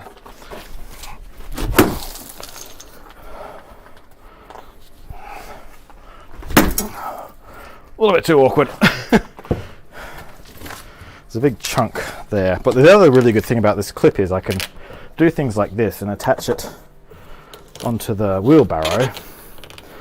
When I was doing the kiln videos before, I was attaching it to the light stands and attaching it to the the wheelbarrow, and just a shovel slammed in the ground has been super handy.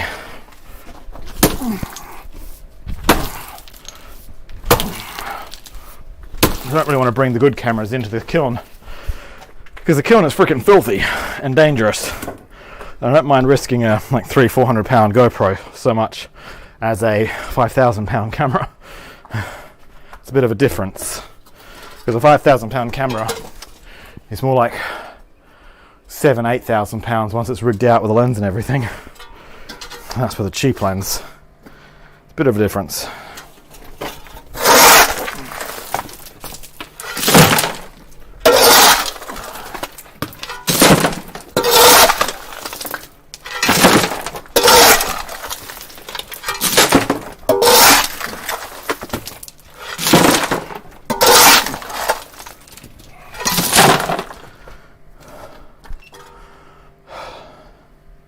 Need to get a new battery for this, but that can wait till after we're done here.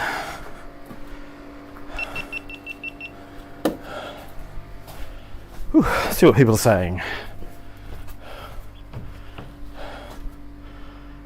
Sledgehammer cam, yeah. Yeah, I'm a big fan of the clip. It's got some really cool shots for us so far. It was really cheap too. I was like, I don't know, 10-15 pounds and a whole pack of random stuff which I didn't use anything else from. I've only used the clip out of it. I actually found some other bits from that pack yesterday, I think, when I was digging around in the truck. I was like, oh, where'd they get those from? And they came with the clip cam.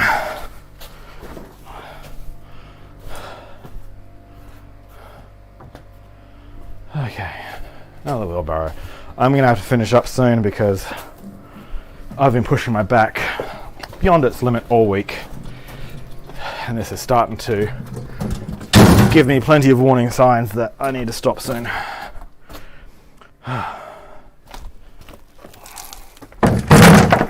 As I screwed it up pretty badly, dropping all this concrete and then smashing it up. Like I say, we had blocks of concrete this high, this wide, sitting here, which smashed down into all this rubble. Like pretty much most of this rubble was one piece of concrete.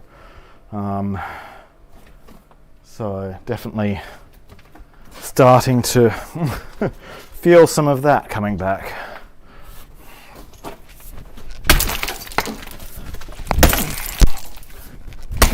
No, that's too big. Yeah, that's going to need a breaker to break that bit up, I think.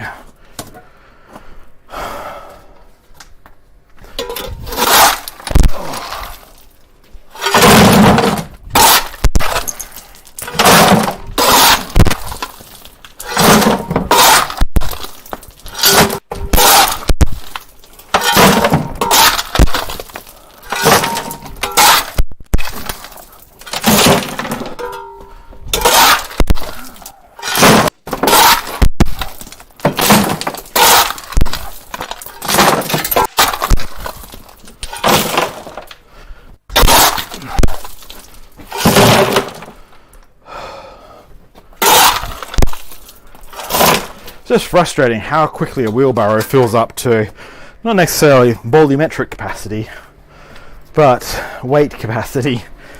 And then you got to walk all the way around the building and then all the way back after dumping it. And the backyard is definitely filling up. And then you look and you realize that that you're only really making like a meter of progress. And we're kind of at the point where, like, with the distance I've managed to go here, I'll just switch back to the other cam. Like, this isn't even halfway down this section, and we now have 3 more sections of this to go. As if I change this camera's view a little,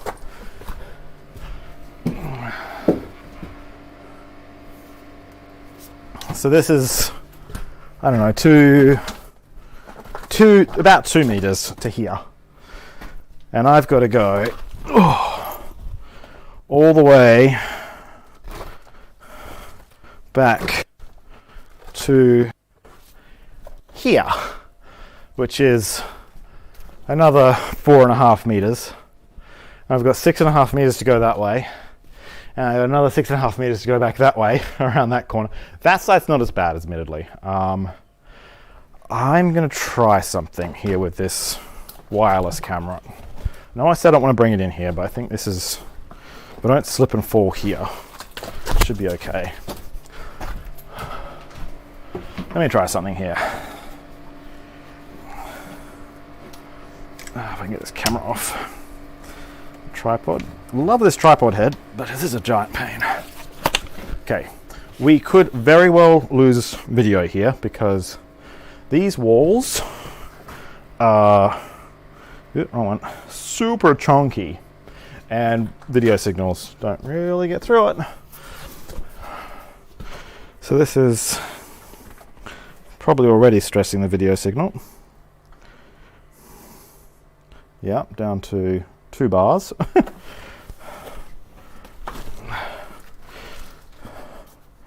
This is a block of cement there, which probably weighs about 3 of me. That's likely to be about 4 to 5 wheelbarrow loads alone. Ooh, apparently we still have video. Then down here, as a sneak peek of what's going to be in the video, we have this chunk of concrete, which is likely 10 wheelbarrow loads, if not 15 or 20. We have this one, which is probably 30 or 40 wheelbarrow loads. And it looks like we have a substantial amount of mold and fungus growing on it over there. That grey fluffy stuff is a mixture of feathers and mold. And then that back corner over there is likely 20, maybe 30 wheelbarrow loads, and there's another 0.5 meter of debris underneath all this as well, if not more like 3/4 meter. And then once that's done, we have all of this wall to take down, which we have been emptying out. It was completely full to the brim with bird crap, but we've dug it down so it's about 1 meter below this level, And yeah, we've got to remove all of this stonework, which is probably another 100 tons of stone, because it's not likely to be solid. And there's all the other cameras. Say hi.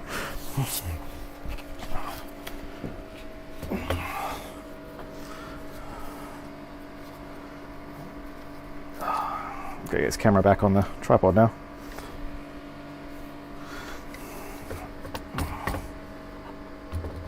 There we go.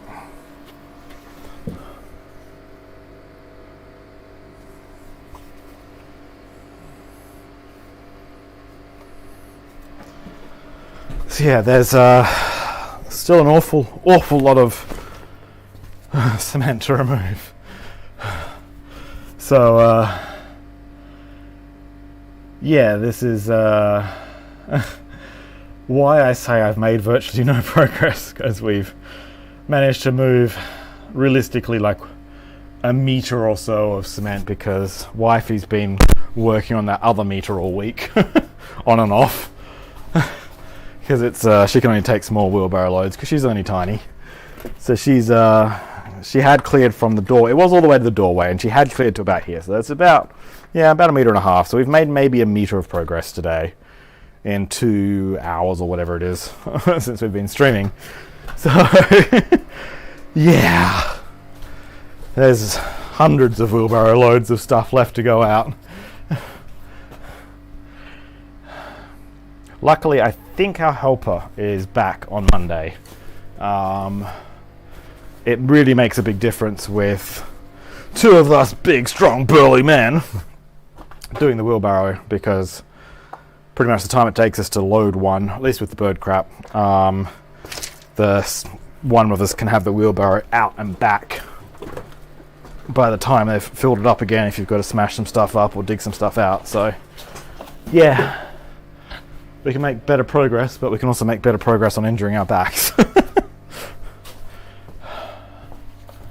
Probably going to do just a couple more wheelbarrow loads here, and then I'm going to call it a day. So if you've got any questions or comments, now would be a good time to get them in, because I'm going to go wheel these ones out, and I'll be back in a minute.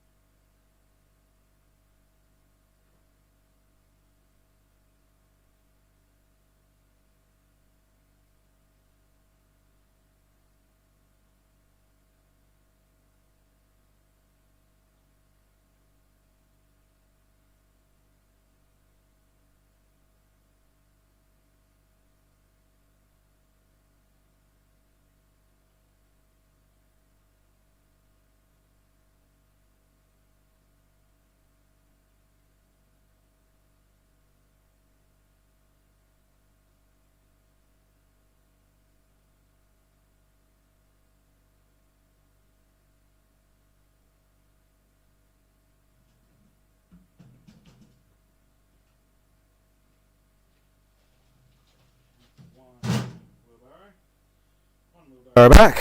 One more to go. So also, if anyone's interested, I'll show you out the front, because we've got this wireless receiver down here, which we normally don't do, so I can actually go outside with the video camera for once. If anyone's interested in seeing outside, seeing the truck, seeing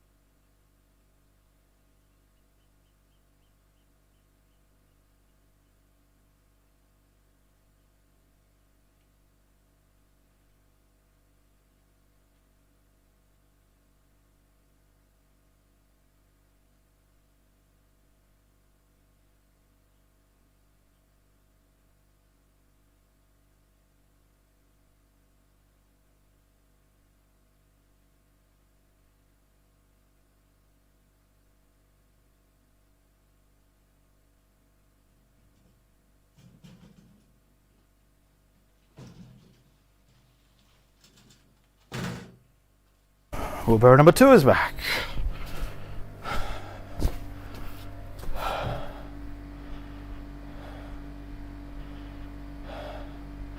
Don't think I have enough signal to get around the mill.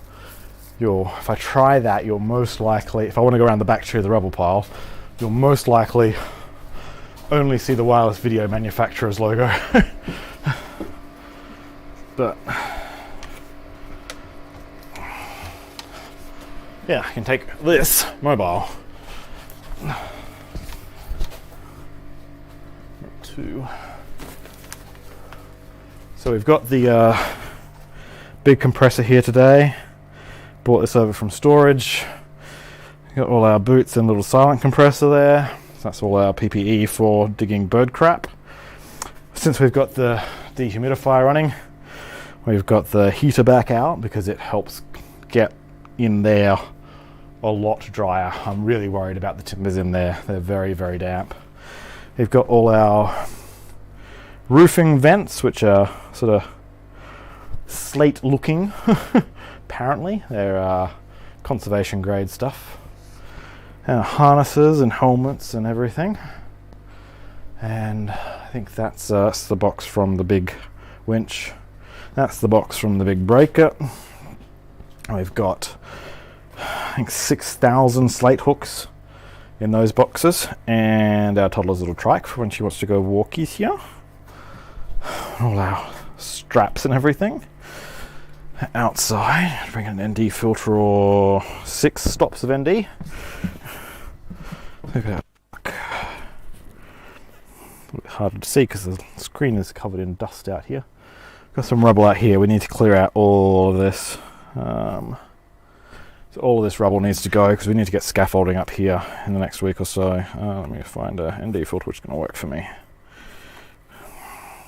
There we go. So yeah, we got the mill laid over here. There's a cable running into the wall there, which I think is a telephone cable, but it's been really horribly installed. So we need to clear all this rubble for scaffolding. We have to move the truck, but we've got a road closure, so we're actually going to use the truck as part of that road closure. We'll leave the tail lift sitting about here because it makes a fantastic step up into the truck. And in the truck is one of those butterflies wifey was talking about. Instant cold. Doctor told us we should get some of those, so we did. Timber for roof, all plate timber, some extra plywood sheets, and miter saw, and the battery charging station back there, which we've got a video on, and all the tools, all our VDE screwdrivers there, and tape measures, and electrical tapes, and teleprompter up there. And Hikoki nail guns, both first fix and second fix up there. All the DeWalt impact wrenches and drivers and everything up there as well. We've got some of the stuff from inside the mill stored in here as well. Like we've got that, which is from inside the mill. We've got some of the wooden hoppers, I think from the top floor. They were just lying around, but they were in the machinery room. So they're in the truck. They need to go back inside though. Well, let's see if we can get enough signal around here to watch this signal. Oh, we're losing it.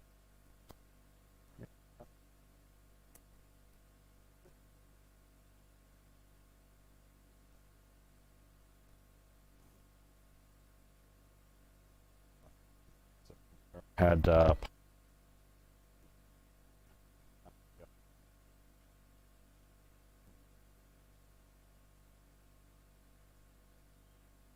Rubble.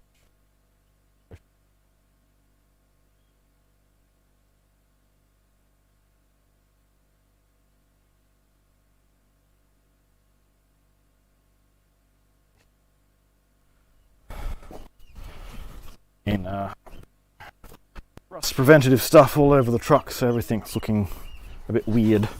And I've got this rust preventative stuff on all the bits which were looking like they were getting rusty, because that right there, if I can get another ND filter, is ocean. It's not just a bay or anything, that is ocean. Loads of birds around. everywhere.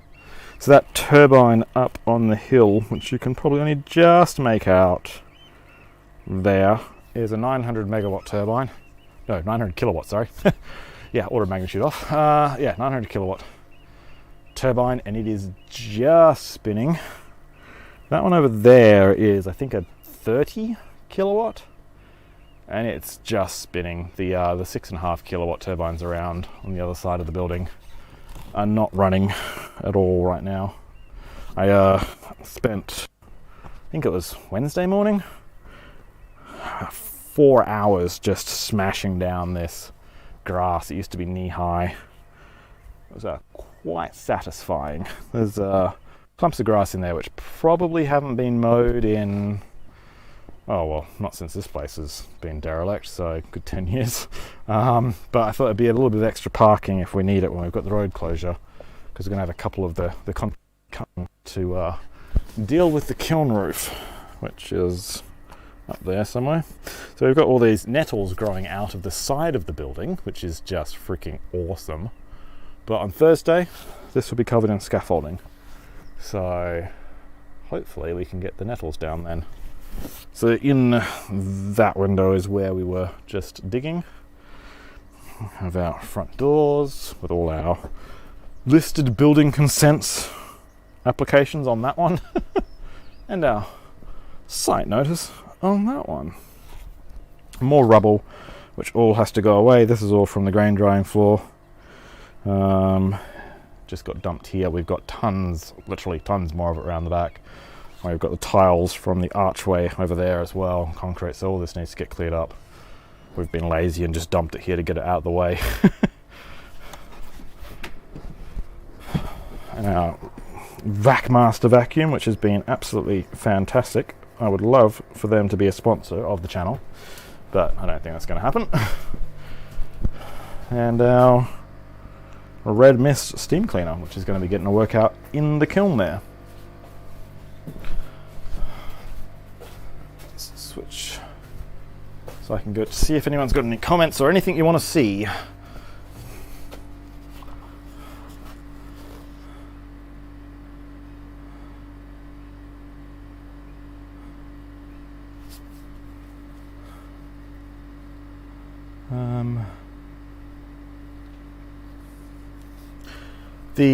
It's not a pink towel, that's wifey's jumper on the compressor.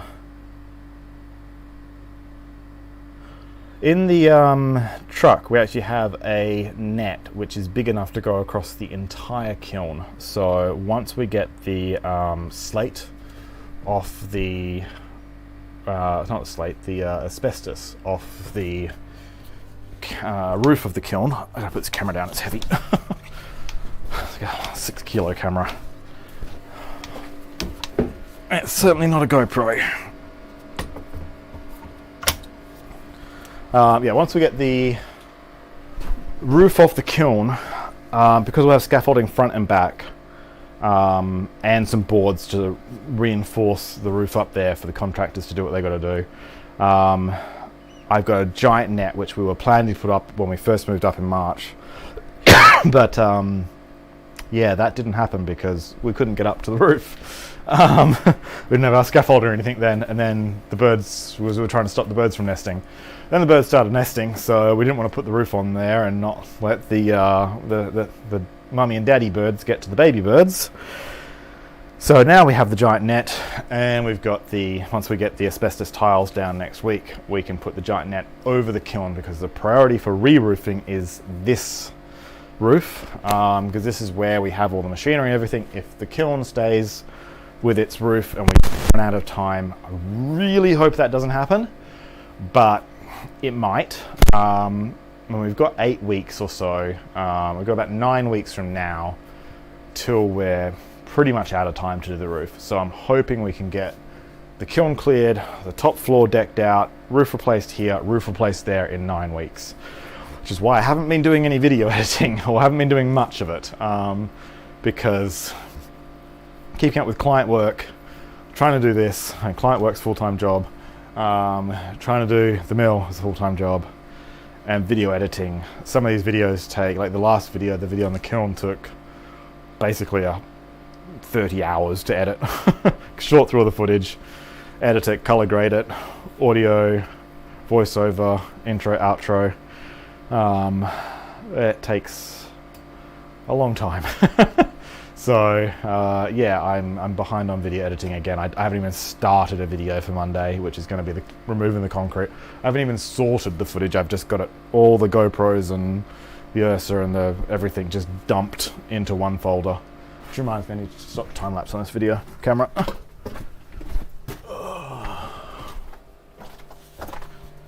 So I got a new toy. I got an Insta 360 1-inch because the GoPros just, I'm not sure if you noticed, but in the last video, the GoPro doesn't handle low light particularly well. It's just solid noise. It took almost an hour to render that 20-minute video because of the noise reduction. And I have a stupidly powerful computer. Like normal GoPro daylight footage, I can render sort of 2 frames a second, if not 3 frames a second. And it took an hour. I was doing 1/3 of a frame a second. Oh no, I was doing 1/3 of the frames per minute, which I'd normally do. So what's that, 10 frames a second? Normally I can do about 30 frames a second. Yeah, get my time scales mixed up there. So yeah, I got this because the GoPro just doesn't handle low light particularly well, and it really struggles with fluorescent things. Like it just can't handle the wheelbarrows, and it can't handle, you know, blue straps, which, like, the wheelbarrows aren't that bright, but the GoPro struggles with them. And this is one of the straps, which was in the last video, which it just has as this giant aqua mess, and it's actually green, not aqua. And it's not that fluorescent, but the GoPros just can't deal with it. So I thought I'd try this one. It's got a 1-inch sensor, so it's meant to be better. And I thought it'd be fun.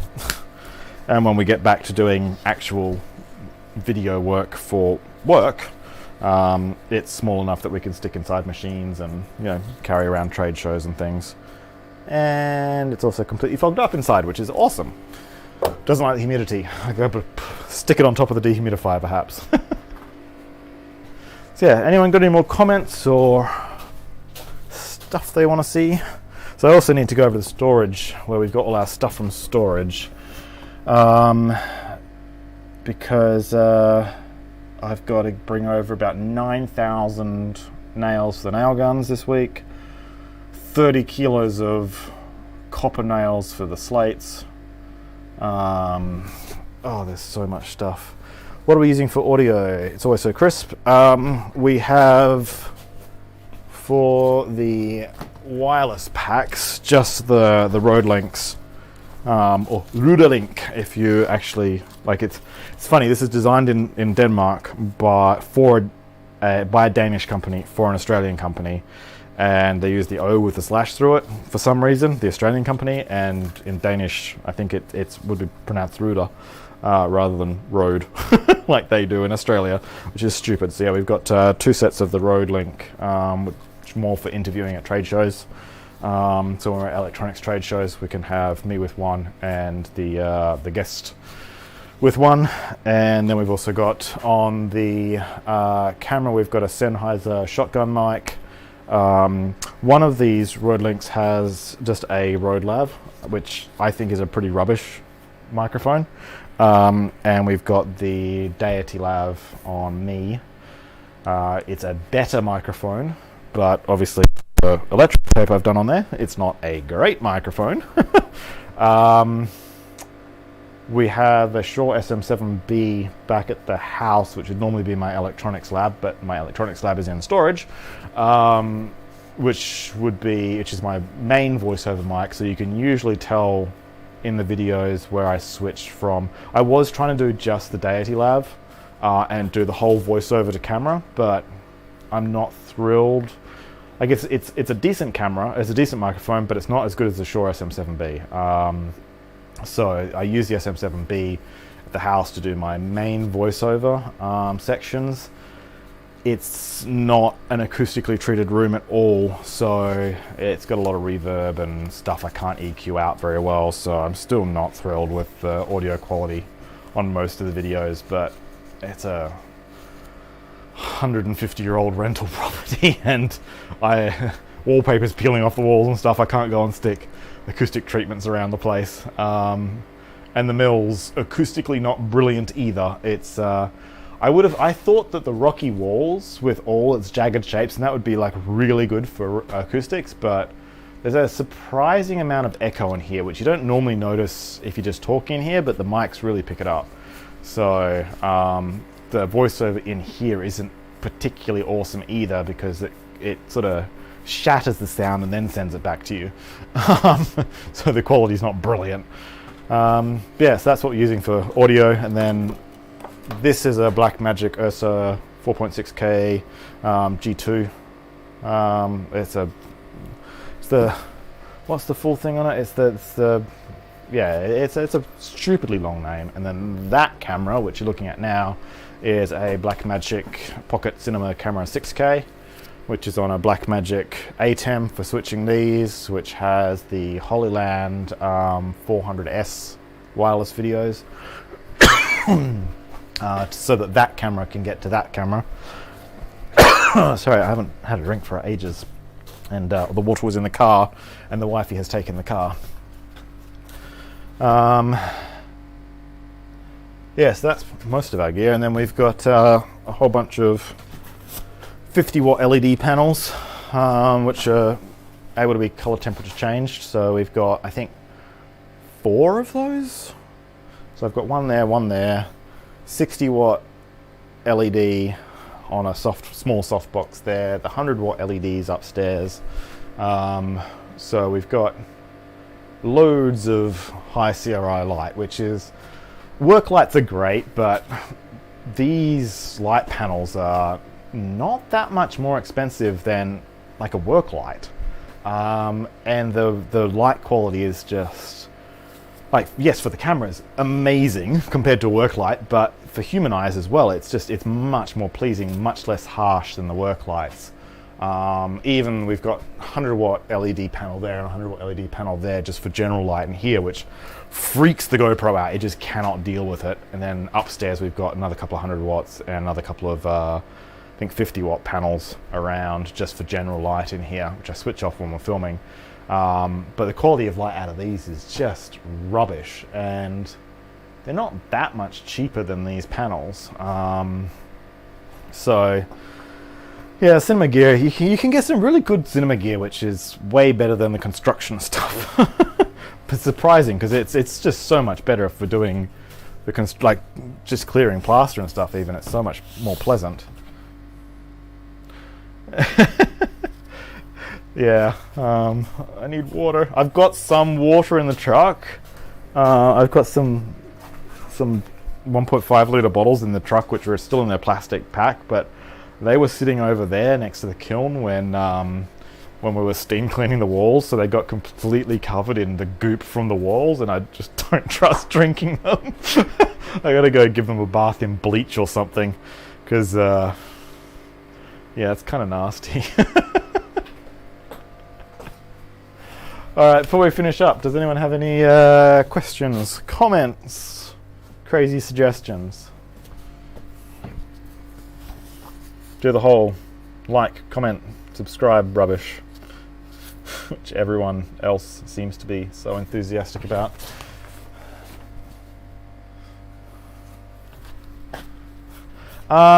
It's not poop water, it's mold water, because that's the back wall of the mill. That's the one which was in the first steam cleaning video, or the first update, whatever, which was just basically a wall of solid brown, and as you steam cleaned it, it took the brown layer off and left a layer of green mold, and then you cleared the green mold off, and then it was just rotten mortar, which was just completely full of fungus, and there were like branches of fractal patterns of fungus running through it all. It was freaking delightful.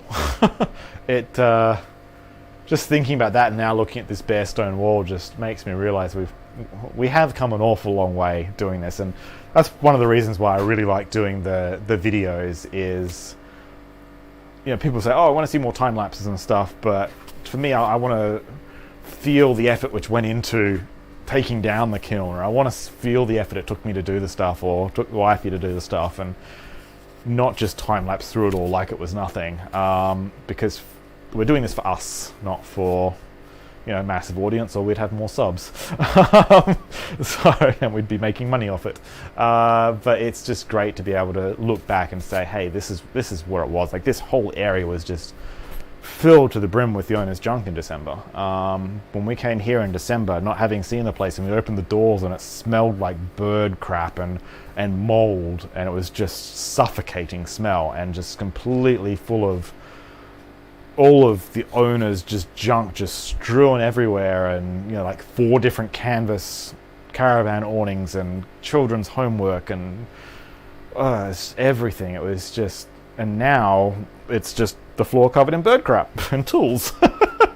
But we'll get the bird crap off again soon enough once we get that cleared out. And it is great to feel that progress and be able to just look back and say, hey, you know, it was only so many weeks ago that we were at this point. It's really rewarding for us, and really helps keep that energy and momentum going, because it can be when you're doing the same thing over and over again, and like, just I spent all week doing the top floor, and I'm just halfway through it. It's I don't mind doing it, my knees are killing me, but I just listen to an audiobook and do it, and it's great. But when we see the video of it, it's like, yes, we made great progress, and we have actually gotten somewhere. They were demanding you come back to bring me water. He had water. No, I drank it. You drank it? Oh. Well, yeah, it went away very quickly earlier.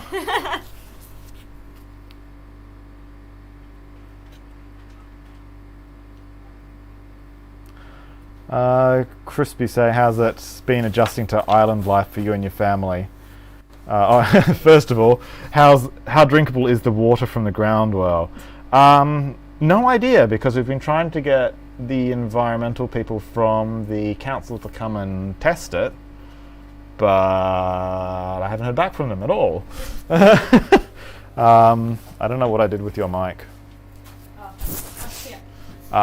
They were wondering what it was that we were using, so you can put yours back on if you want. I was just about to finish up what we were using for the microphone video. So yeah, the groundwater is a greenish tinge, but I don't know if that's from the IBC.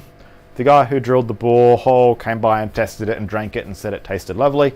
But he's lived on the island a very long time, so he's probably bad stoned. He has. He says that his water comes back with testing for dangerous levels of E. coli and heavy metals and stuff, and he doesn't care. So he's obviously got a much stronger stomach than us, which is awesome for him. But I've lived on city water all the time, and I don't have the stomach for that. So I haven't tried the water which comes out of our bore here. We need to get the water tested sometime soon, because we need to plan our water filtration system to be able to take out all the stuff, do the ion exchanges, filter it. The water we have over at the place we're staying is we drink bottled water. It's very heavy in iron content. We try to filter it and drink it, but we have not been feeling that fantastic the last 2 weeks, so we figured we might stop. we got a Brita filter system, and just like the jug one, but the really big one, the really big jug, and like the bench top model of it rather than the fridge model, and you put the water through it and then you filter it again, and it's still yellow. Slightly yellow, it smells a lot better after going through the filter, but it's still not, like, when you have a shower it smells like rust. When you have a bath, it's like bathing in tea.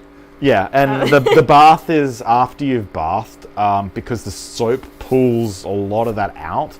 If you have an actual bath, like when we bath our daughter, it looks like you haven't cleaned the bath in a year, but you cleaned it the night before, and then the whole bath is just covered in yellow. It looks like you haven't cleaned a bath in a year. So, but it comes off pretty easily. Oh yes, yeah. It's not like if you haven't cleaned the bath for a year and it's just like takes if you forever to scrub tea it. stain kind of stain, yeah. Yeah. And I mean tea. Like it's soap scum. It's soap scum over the top. It's it's not ideal, but I'm super thankful we managed to find somewhere to rent, because the alternative was we find somewhere to rent on the mainland and catch the ferry over here and back every day at £30 a day. Nightmare. And the main worry with that was when we get to doing, like we've been here, I've been here till 9, 10 p.m. at times, but the last ferry's what, 6 p.m? 6 p.m. Yeah. Yeah, and the first ferry's very early before the daughter gets up. Like 7. Well, it leaves here at 7, so it probably gets there about 8. There's not enough hours in the day if you do that. I come in here sometimes at 4 or 5 a.m. Like this week, I've been coming in at 5 a.m. and can't do that on the ferry, and I can't come in, pop in. And there's no toilet here. Yeah. There's no water. There's no facilities. Yeah. And there aren't any on the island because COVID. The ones by the pier are shut. Are they still the shut? Public, I think so. Well, I've noticed people going in there now for the the tourists. Oh, going okay. into the when they come off the ferry, they're going into that building. Oh, okay. So maybe they might have be opened that again. Open now, but it's much of a muchness. It may as well drive. But either way, we've had 3-4 months without that. So yeah. I'm very thankful we have somewhere to stay here. we made like a meter's progress. Yeah. Compared to what you did. Yeah, I know. It was because it was just me and it took forever. I know, but you did a great job considering in 2 hours and chatting. Well, we managed to dig away like a meter and a bit. Well, that's the main thing. Is as soon as you get 3 people, it's amazing how quickly, or 2 people, it's amazing how quickly it goes. Whereas one person is just like you fill it up and then you take it out, and then you have to come all the way back and then fill it up. It just takes forever. So yeah. You're saying surprised you didn't get a second-hand caravan or the ones you see at the holiday parks to stay in. Do you want to cover that? Did you want to blow away? Basically, there are some people on the island who live in the caravans. But they usually have concrete blocks surrounding the caravan. Yeah, and they tie them down. And they say winter is hell. But living in a caravan is not the best thing. Living in a caravan on Orkney is not the best thing. Even worse. Living in a caravan with a 2-year-old during winter is wow. And with a 2-year-old. Yeah. No. There's a 2-year-old and a dog, and the wind and the weather here. It's just and also trying to run a business from home. Yeah. Where I've got multiple computers, multiple full tower computers, and big screens and all the rest. It's I have a whole room of computers and screens and stuff to be able to do my work. I mean, if you're doing a build and you know, not hope, but know that you're going to be only in the caravan for a couple of months. If you're doing a month or 2, I think it would be okay. Like if you need to be in the caravan for a couple of months, and then you're going to go into the building you're doing and you're going to be living there even if it's not entirely finished, then but if you're planning on spending your entire time in a caravan, if you do that, you have to have, I think, multiple caravans and a setup of a place to bath and shower and the toilet and all that. You have to have all of that set up, so you have to really invest in long-term facilities and make it really good. We've done the caravan thing before when we couldn't find anywhere to rent, and it was not fun. No. But the cost of a used caravan is about the same as a year's rent. Like a very average used caravan, sort of 4-berth one, is a year's rent, and in that year's rent, I have way more space. Like the footprint of our tiny bathroom, like the floor area of our tiny bathroom is the same as a 4-berth caravan's footprint, and that's the kitchen, the living area, the bedrooms, everything is the size of the bathroom we've got. with just a bath and toilet in it. Yeah, I think the main issue. I think the main issue is here. There's just not a lot available. But if you were anywhere else, there's no more access. Like when we were looking at buying in Aberdeen or even in like Caithness, we were looking at watermills we had looked at a watermill in Aberdeenshire, virtually online, but missed out on the option of that. But you know, if we were looking at derelict properties in Aberdeenshire or Caithness or even Perthshire or you know, even down in Dumfries and Galloway, you can rent a place relatively cheaply. You can get a small flat. You can buy a flat. It's like an ex-council flat in some of those areas for £20,000. Yeah. For a 2-bedroom flat. You need to fix it up. I don't necessarily know you'd want to live in it, but it would still be better than a caravan. Yeah. And it doesn't cost much more than a caravan. Yeah. It's a lot of people say, hey, let's get a caravan and do it, but they haven't actually lived in one. It's great for a holiday if you're going away for a week or something, but until you try living in one full time, they're not designed for long term. And the beds wear out in like a couple of months. The padding goes because they're designed. Yeah, they'll last for 10 years, but only if you're using them a week or a year. Yeah, that's the thing. And I also think it's just once you've done it, like you might go and do it once, and then after you've done it, you're like, oh, I'll never do that again. So we've already done that, so we don't want to do it again. So it's not. I've known of other people, but it's never. Well, the previous owners of this place had 5 kids. They bought from the pictures I've seen of the mill with their caravan out the back. They had a pretty nice caravan, probably a 6-berth caravan, but with 5 kids and 2 adults, and they got divorced. But it's a no. Yeah. I know they say travel if you want to test. It's not travel. It's no. We've loved them. I'm saying we love traveling together. But live in a caravan in winter and see how you go. With 100-mile-per-hour winds and sub-zero temperatures. We were sinking. There wasn't. There wasn't cement. There was sinking, and Nope. So basically renting. Really, really happy that we found somewhere to rent.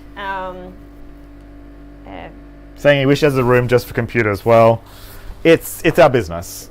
We couldn't afford to do this without having a room just for computers. It's an office. It's the office room, and before in the last place I had the whole top floor for my electronics lab, computers, 3D printing, CNC stuff, and the whole garage. Because that's what made us the money to be able to buy this place. But here we don't have that luxury, so I have a bedroom we've got basically a 3-bedroom place, and one of the bedrooms is the office, which has my computer desk and other random furniture which was in the place, because there's so many freaking chairs and beds in that place. Because it's normally where the archaeologists stay when they come up here. So there's like 500,000 chairs and 500,000 beds in this 3-bedroom place. There's no floor space. It's just beds and chairs. But I managed to clear some of those out to the place we've got our stuff in storage, and I can actually have my computer there, and then the understairs cupboard has our network attached storage server, and then that's just got a 10 gigabit Ethernet cable running out across the hallway. My alarm. Your alarm? No, it's the birds outside. No, it's not. No, that is your alarm. Is it snack time for the tiny human? Anyway. Oh, okay. Although it is clipping. Anyway, I think that's probably it for us. But it's okay. So I feel sorry for people who live in caravan parks. For the work, I think if you're doing it for like work and it's just a temporary, it's still not great. Or if it's one person, as long as you don't have if you don't have your whole family, I think if you're young and it's mainly just you, and it's not your home, it is your temporary accommodation, I think that's more acceptable. Like if I was 20 and it got me out of home and away from the parents, got me some free space, yeah, I think that could have been pretty cool. But with a family, No. makes it a bit difficult. Depends on what weather. Yeah. You So have. anyway, thank you all for coming along for the journey of a game of stones, digging the stone, and.